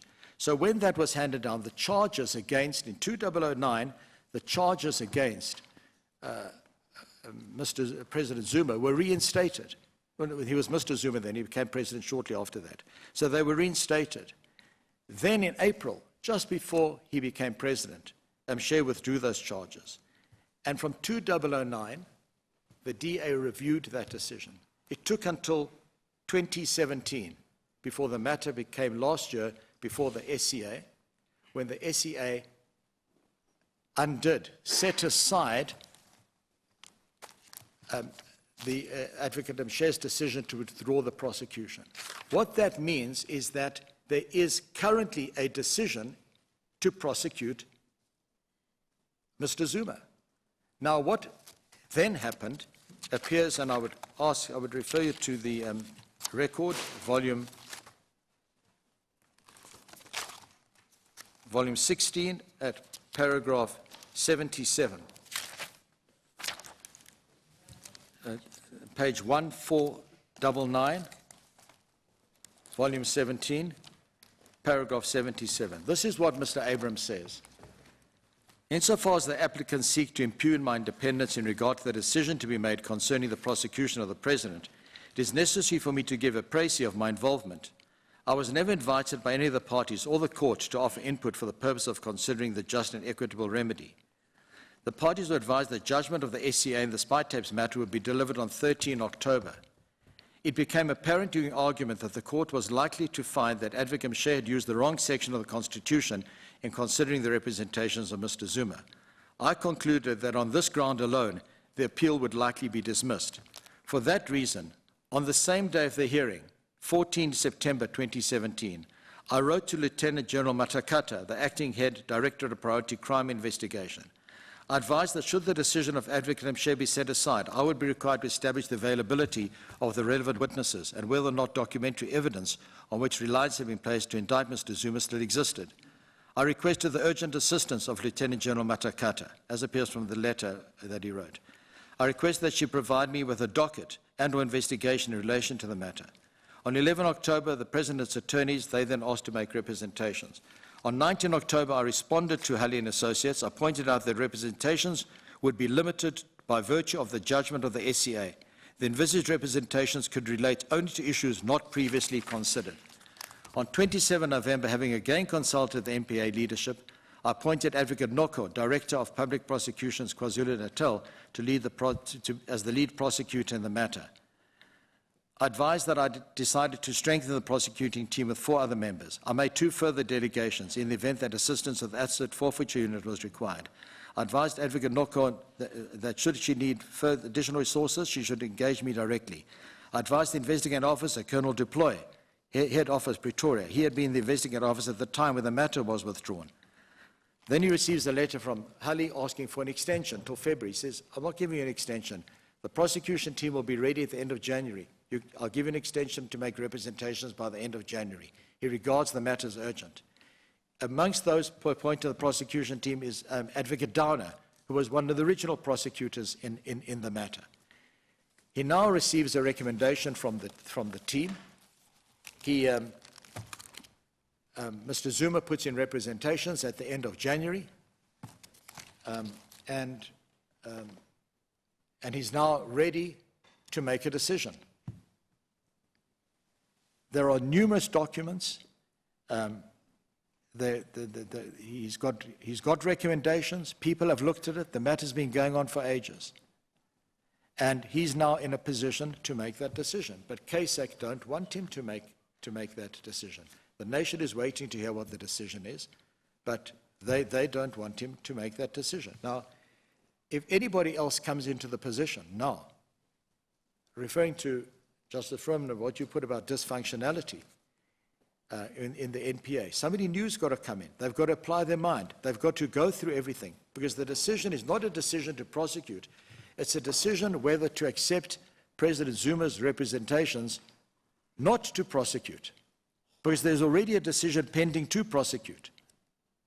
And he is ready to make a decision as to whether or not to continue with the decision to prosecute or not to continue with that decision. Now, for anybody else to come in, it's going to create dysfunctionality. It's going to, we talk about state capture, but the one thing that has been captured in this country is the attention of the media and the public for 10 or more years about the spy tapes matter.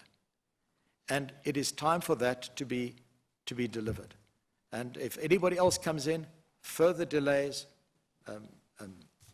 more time, I can tell the court that already an organization served a permanent stay application last Friday night. And in the matter before Justice Kachali and the Supreme Court of Appeal, Mr. Kemp said that Mr. Zuma now wants to make representations in terms of Section 1792, because they were only considered by Mshe in terms of 179.5. So those representations have now been made and considered. So if this case is just about one person, true, as Mr. Du Plessis said, of course it's important when you prosecute a president or a former president. Of course it is, but then there's equality before the law. Everybody must be treated equally. And if the reason to preclude Mr. Abrahams from staying in office after they say he's fit and proper and that he had nothing to do with the appointments, then they should allow, if that's the only reason, then on basis of just and equitable, he should be allowed to stay in office. And then one final point I wish to make, Justice Kampepe, if you'd allow me. If that is the only reason for him to go, because they say, well, this court's not going to find, they've been asked to, that he's not fit and proper. If that is the only reason, and if there's concern about him taking the decision, then in terms of Section 23 of the National Prosecuting Act,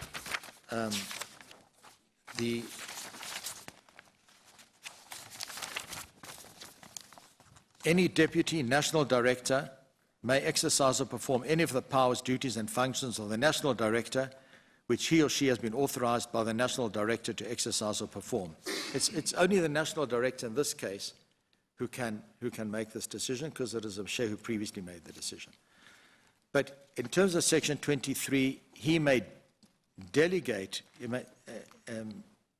any deputy may exercise or perform any of the powers, duties and functions of the national director which has been authorized by the national director to exercise or perform. There are four deputy national directors in the office, one of whom is acting. Alternatively, if they don't want Advocate Abrahams to delegate that, then in terms of section 11(2)(b), it provides whenever the office of the national director is vacant, or the national director is for any reason unable to make the appointment contemplated in paragraph A, the president may, after consultation with the minister, appoint any deputy national director as acting national director. Now that's what, with respect, the court did when they said that the deputy president must make the decision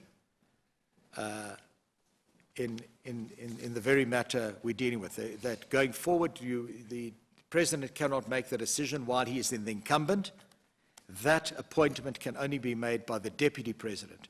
And the court said that that power they can give to the deputy president. Of course, it became moot when the deputy president became the president. But on the same rationale and the same principle, if there is concern about Advocate Abrahams taking the decision, then he doesn't have to be removed from office. He can stay there, and the president, together with the minister in consultation, can appoint one of the deputy national directors to take the decision. I think, Justice Kampepe, then I've run out of time. That should conclude your submissions. Thank you. Thank you, Mr. Epstein.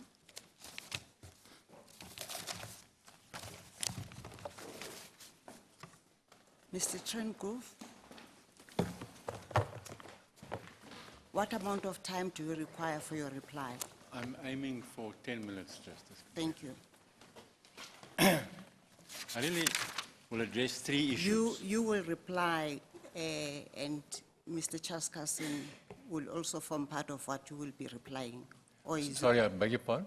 are you going to reply also on behalf of Mr. Chaskasin? No, but we have agreed that he will add to my reply only if absolutely necessary.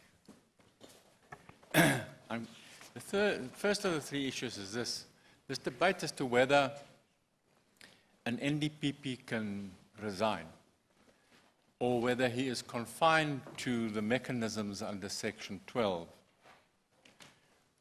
Remember that Section 12 does permit an NDPP to resign for good reason by putting the reason to the President, getting his approval, and if he doesn't approve, the issue is justiciable. So the mechanism itself allows the NDPP to resign for good reason. The question is whether he can resign for no reason at all. May he say, Justice Vreeland, I'm tired of the job, or it's too difficult for me, or whatever, and for that reason I want to resign. We submit with respect not, and we submit not for three reasons.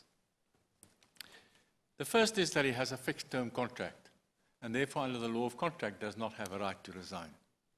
But let me say contract is the least of the reasons for this limitation, because we are really here with not with a contract case or a labor case, but with a public law case. And at public law, there are two further reasons why an NDPP cannot resign.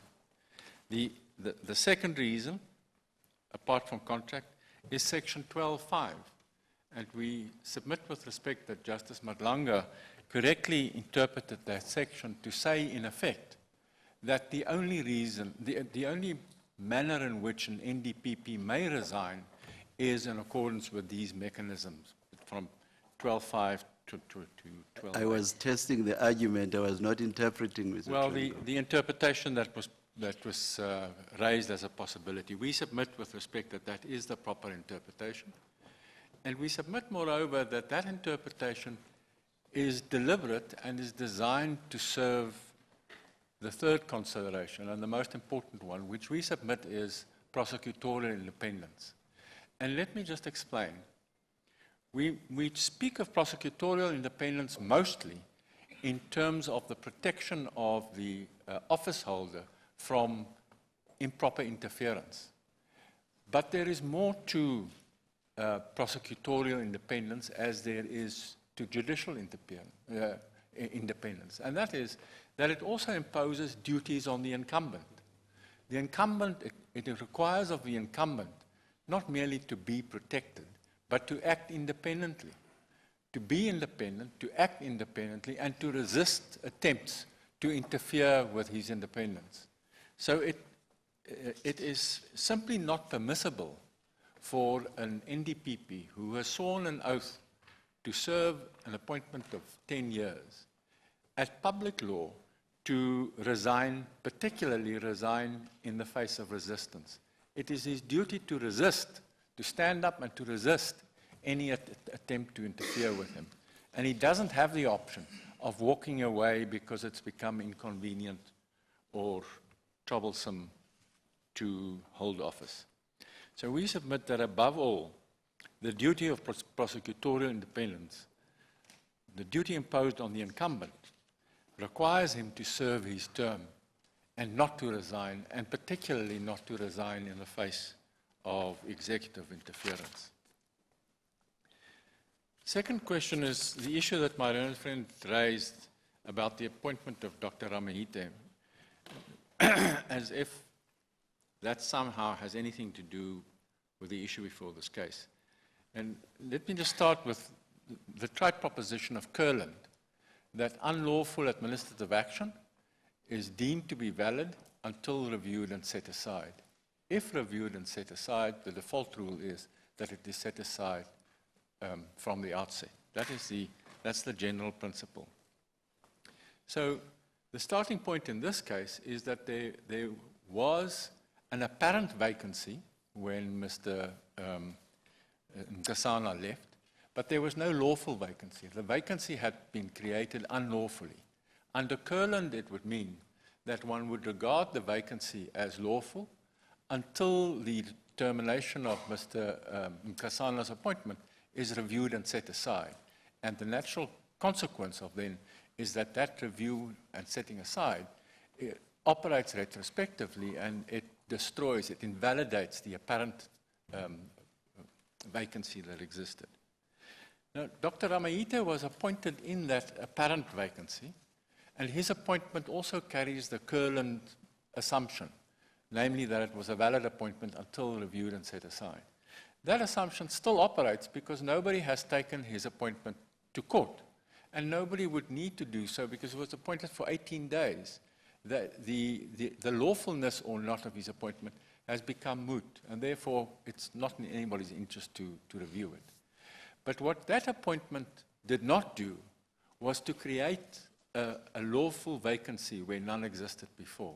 There is simply no basis upon which it can be suggested that the appointment, service for 18 days, and departure of Dr. Ramahite in some way created a lawful vacancy where none existed before. And we submit for that reason that the Ramahite interlude is a red herring and it has nothing whatever to do with the debate before the court. Lastly, remedy. My learned friend made various submissions on remedy, and what he never did was to connect the remedies he proposes with the wrong that needs to be addressed. He never explained why keeping Mr. Abrahams in office would be an appropriate remedy for the wrong that was committed in this case.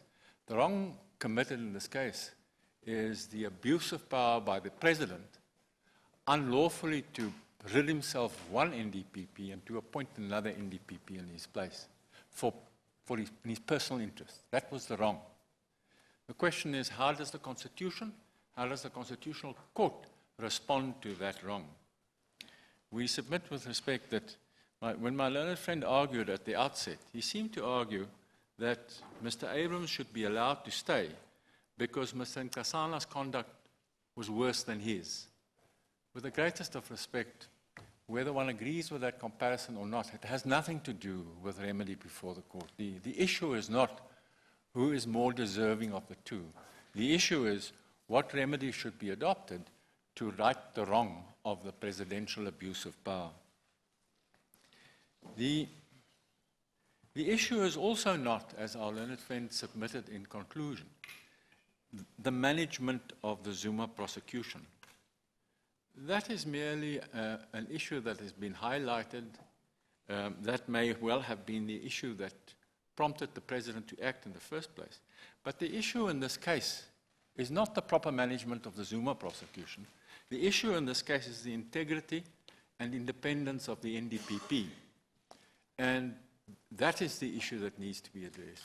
What happened in this case is that we have a president who sought to undermine the independence and the integrity of the NDPP. And he got away with it to a very substantial extent. And the question is what this court should do in order to demonstrate that conduct of that kind is constitutionally impermissible and would not be tolerated.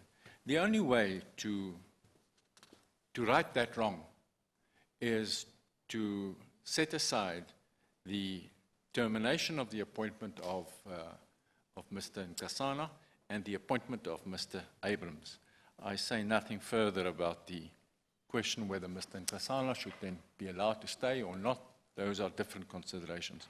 But nothing short of the termination of the appointment of Mr. Abrahams, nothing short of that which the President sought to achieve by his unlawful abuse of power will in any way address the wrong before this court.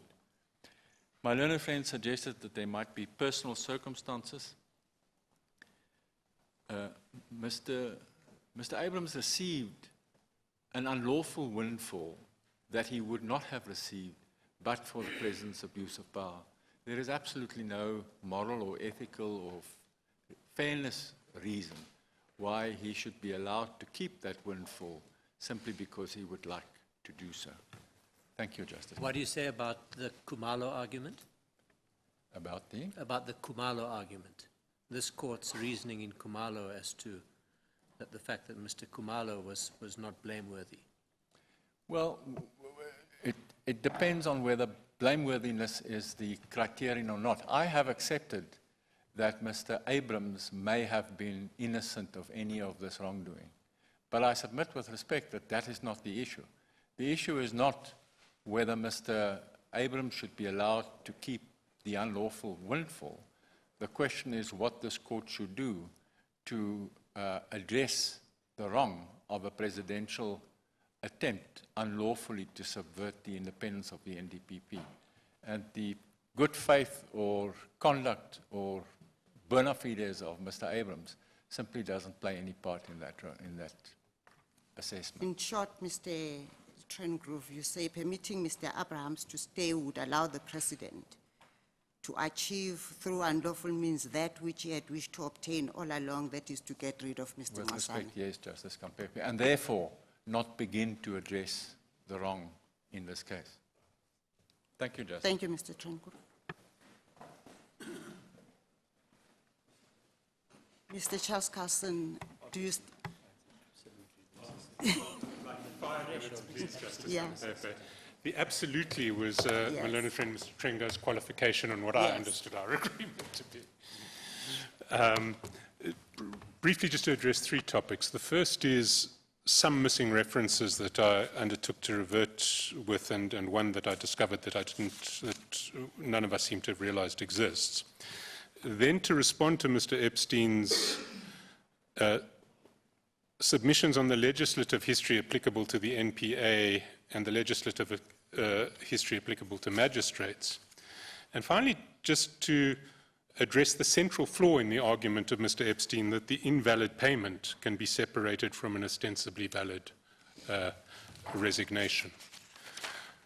So to start with references, I refer to paragraphs 102 to 104 of the judgment. That's at page 1382 of volume 15.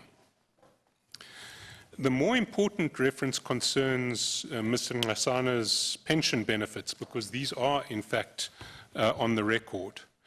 At volume 7, page 690, there is a letter from his attorneys that attaches a scribbled, handwritten calculation of these pension benefits that one sees at volume 7, page 691. And paragraph 1 of the letter at page 690 says, attached here to find copies of the following documents for your attention. and 1 copy of the NDPP's estimated pension benefits before tax as at the end of December 2014. And then over the page is the handwritten calculation, which says 4.49 times 1982731 over 260.714, and the answer is 34,146.47 before tax. I did my own calculation. That's 0.2% of the 17,357,233 rands that he was ultimately paid. So we're talking about a payment that was just patently ultra vires section 12.8. To move then to Mr. Epstein's response to Justice Madlanga on the Sorry, prior... do I understand the point that, but for the 17 million, he would only have been entitled to 34,000?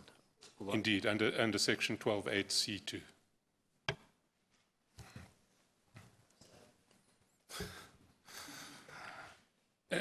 In relation to the exchange between my learned friend Mr. Epstein and Justice Madlanga on the prior regime, my learned friend Mr. Epstein seemed to suggest that the prior regime applicable to the NDPP was the same as the prior regime applicable to magistrates, and both had rights to resign. With respect, he's wrong on 2 counts. Firstly, there was no prior regime applicable to any NDPP because there was no NDPP.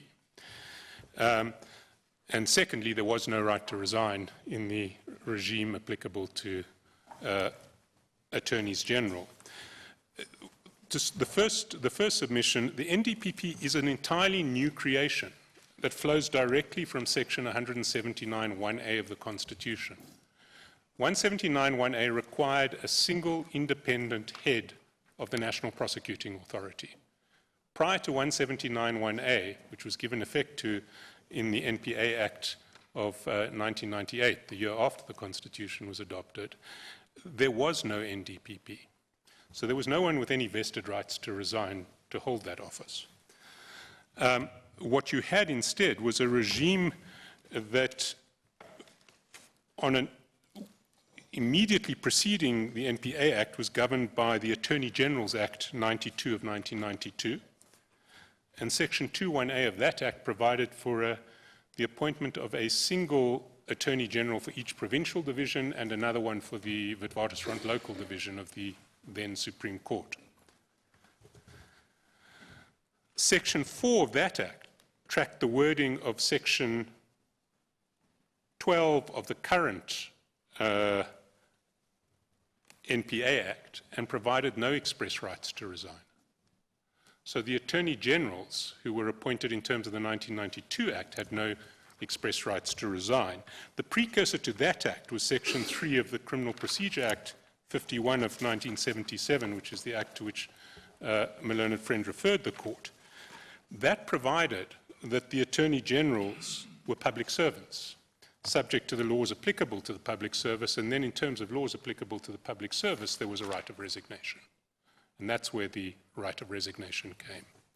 So the legislative history applicable to the NDPP is entirely distinguishable from the legislative history applicable to magistrates who were public servants prior to the adoption of the Magistrates Act, public servants with existing rights of resignation, which the court in Stradom commented on.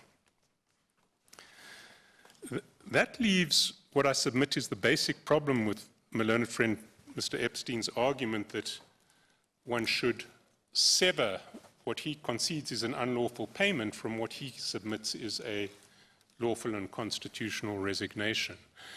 And I make these submissions not at the level of remedy, I make them at the level of constitutional principle and at the level of how to interpret 12.5 and 12.8. Because the basic problem with his proposition is that it is utterly subversive of the purpose of 12.5 and 12.8. That purpose is to protect the independence of the NPA by ensuring that the President cannot rid himself of a troublesome NDPP by buying him out of office when all other attempts to bully him out of office have failed. That's the purpose. It's to protect independence. Now, Mr. Epstein says this court must treat the constructive removal of Mr. Nxasana as embodying a valid resignation linked to an invalid payment. So he's asking this court effectively to interpret the section to allow Mr. Zuma to achieve exactly what Section 12.5 and 12.8 were designed to prevent. It's an invitation to put an interpretation on the sections that would effectively ratify Mr. Zuma's unconstitutional conduct in getting rid of his troublesome NDPP by acting in a manner inconsistent with Section 12.5 and 12.8. That can't be right. And that's why the argument must be rejected at the level of constitutional principle. What the ultimate remedy is an entirely different question, but what 12.5 and 12.8 allow at the level of constitutional principle is very clear, and they don't allow what happened in this case. Those are my submissions. Thank you, Mr. Joselson. Mr. Butlander.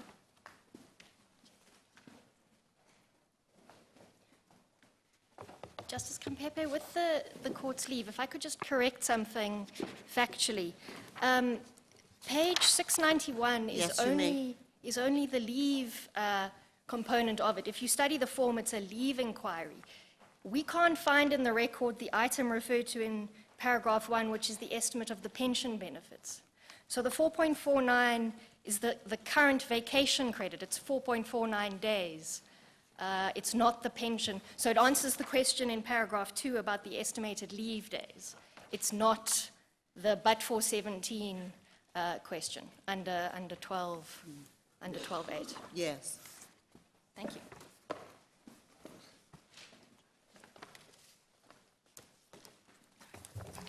Justice Kampepe, Justices, three brief points. Firstly, as to the Khumalo judgment, I respectfully adopt what was said by my learned friend, Mr. Trengove. There's one further consideration. Khumalo was about the appointment of the chief personnel officer of a provincial department. And the court said it's likely under these circumstances that if it's found that his appointment was, if condonation is granted, it's likely that he will be compensated because of the circumstances of his appointment. This is a case about the appointment of a person at the heart of our system of criminal justice, for which independence and visible independence in the minds of the public is an absolute prerequisite. It's rather different from a chief personnel officer who can be appointed whose appointment can be ratified, as it were, without any consequences. The requirements of justice and equity are really quite different. Secondly, as to what Mr. Hasana is going to receive in terms, or did receive in terms of the settlement agreement, can I just refer the court to page 170 of the record? It's in volume 1. I don't need to take, well, the court may want to go, there's page 170, volume 1, paragraph 5. I beg your pardon, it's volume 2. Volume 2, page 170, paragraph 5. What it says is the settlement amount shall be subject to taxation, pension benefits, so he gets his pension benefits on top, leave benefits, he gets his leave benefits on top, medical aid benefits on top, and resettlement benefits were ordinarily applicable to the NDPP in terms of his conditions of employment. So that's the deal that was done, the 17 million plus all of these other benefits. Finally, may I refer the court to what was said in our heads of argument at page 88, paragraph 88. It's page 47 of our heads of argument. We said the following. We said, and I quote, finally, KSEC submits, this is the last paragraph of the heads, finally, KSEC submits that, having regard to the judgment of the High Court and the fact that the hearing of this application is imminent, that's the application to this court, it would not be in the interests of justice for Mr. Abrahams to make a decision about whether Mr. Zuma should be prosecuted before the court, this court, has decided this application. KSEC invites Mr. Abrahams to give the court an undertaking to that effect. We understand our learned friend's submissions to amount to a statement that Mr. Abrahams refuses to give that undertaking. In other words, although there has been a decision of the High Court, a full bench, that he has not been validly appointed and that he ought to vacate the position, that he has no position to vacate. His appointment was unlawful and invalid. And although we will now be awaiting a judgment on this court, as to whether he was lawfully and validly appointed as National Director of Public Prosecutions, Mr. Abrahams refuses to give an undertaking that he won't decide the question of Mr. Zuma's prosecution before this court has decided this application which was heard today. Instead, he's announced that he has made a decision and that he will announce it on the 15th of February, 15th of March. We have to say, with due respect, that we find that inexplicable. We submit that it is disrespectful of the process of this court. It's very unfortunate, and it is to be noted in the context of this case. Those are our submissions, Justice Kampepe. If my learned friend now says no, they will give the undertaking, we would be delighted. But Mr. Epstein? May I respond to that, Justice? Yes, you may. It comes as a surprise that in reply, for the first time, we should hear about the demand now for an undertaking. What But happened it has is- always been there in the written submissions. I'm sorry, Justice Kampepe, I can't hear.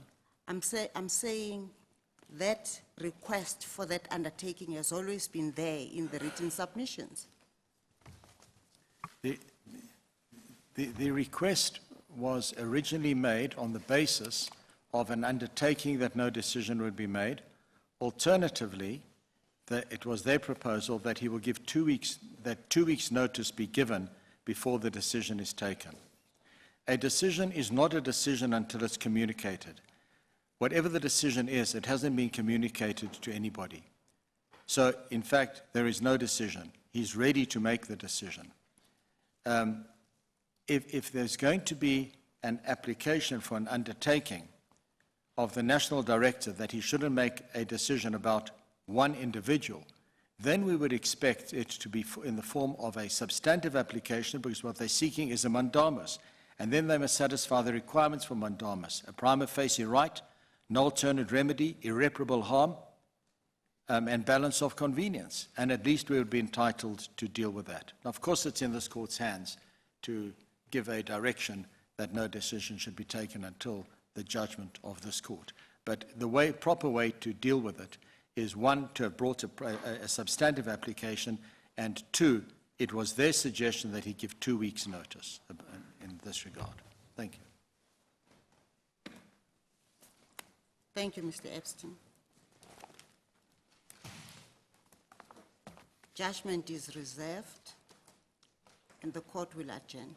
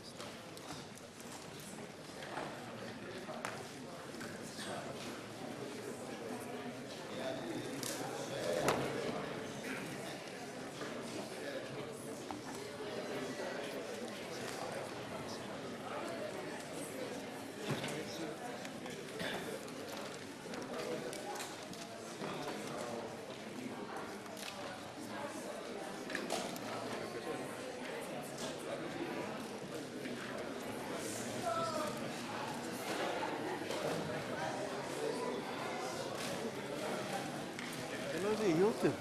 Hey, Teresakis, how are you? Fine, and Nice you? to see What you. are you doing here? No, always come and watch. I'll listen and watch and then...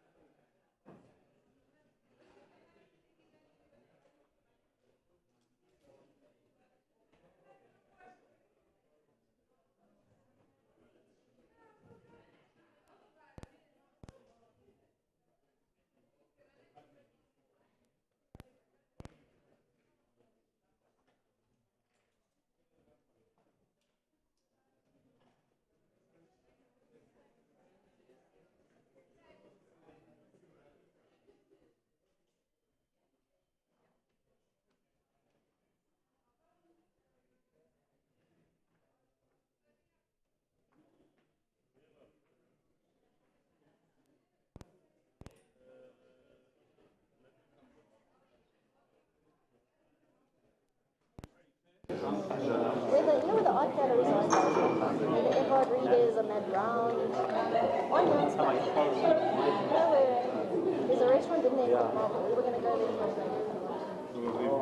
Or otherwise, we're next to German, we'll all go for dinner. Now that it's all...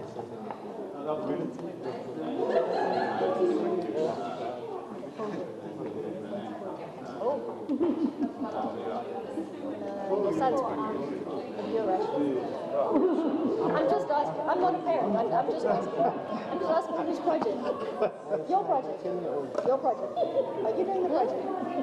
I'm teasing you. My mother used to do all my sewing for me because I could not sew all my life. So in home economics, I used to sit there. I'd put the pins in and whatever, and then I'd take it home and I'd do it right. Today you can. You see, it's like that. You're going to be the last interview I ever do. You know that. It's so fitting. My sister will be happy.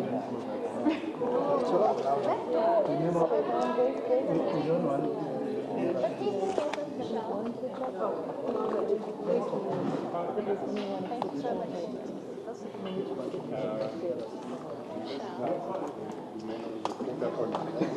Television microphones. It's brilliant. And also, I mean, that was, yeah.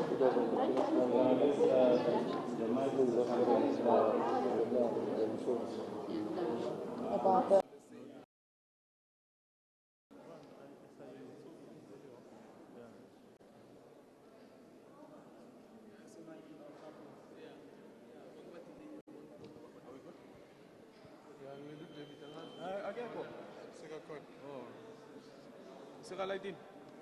No, it just needs to switch.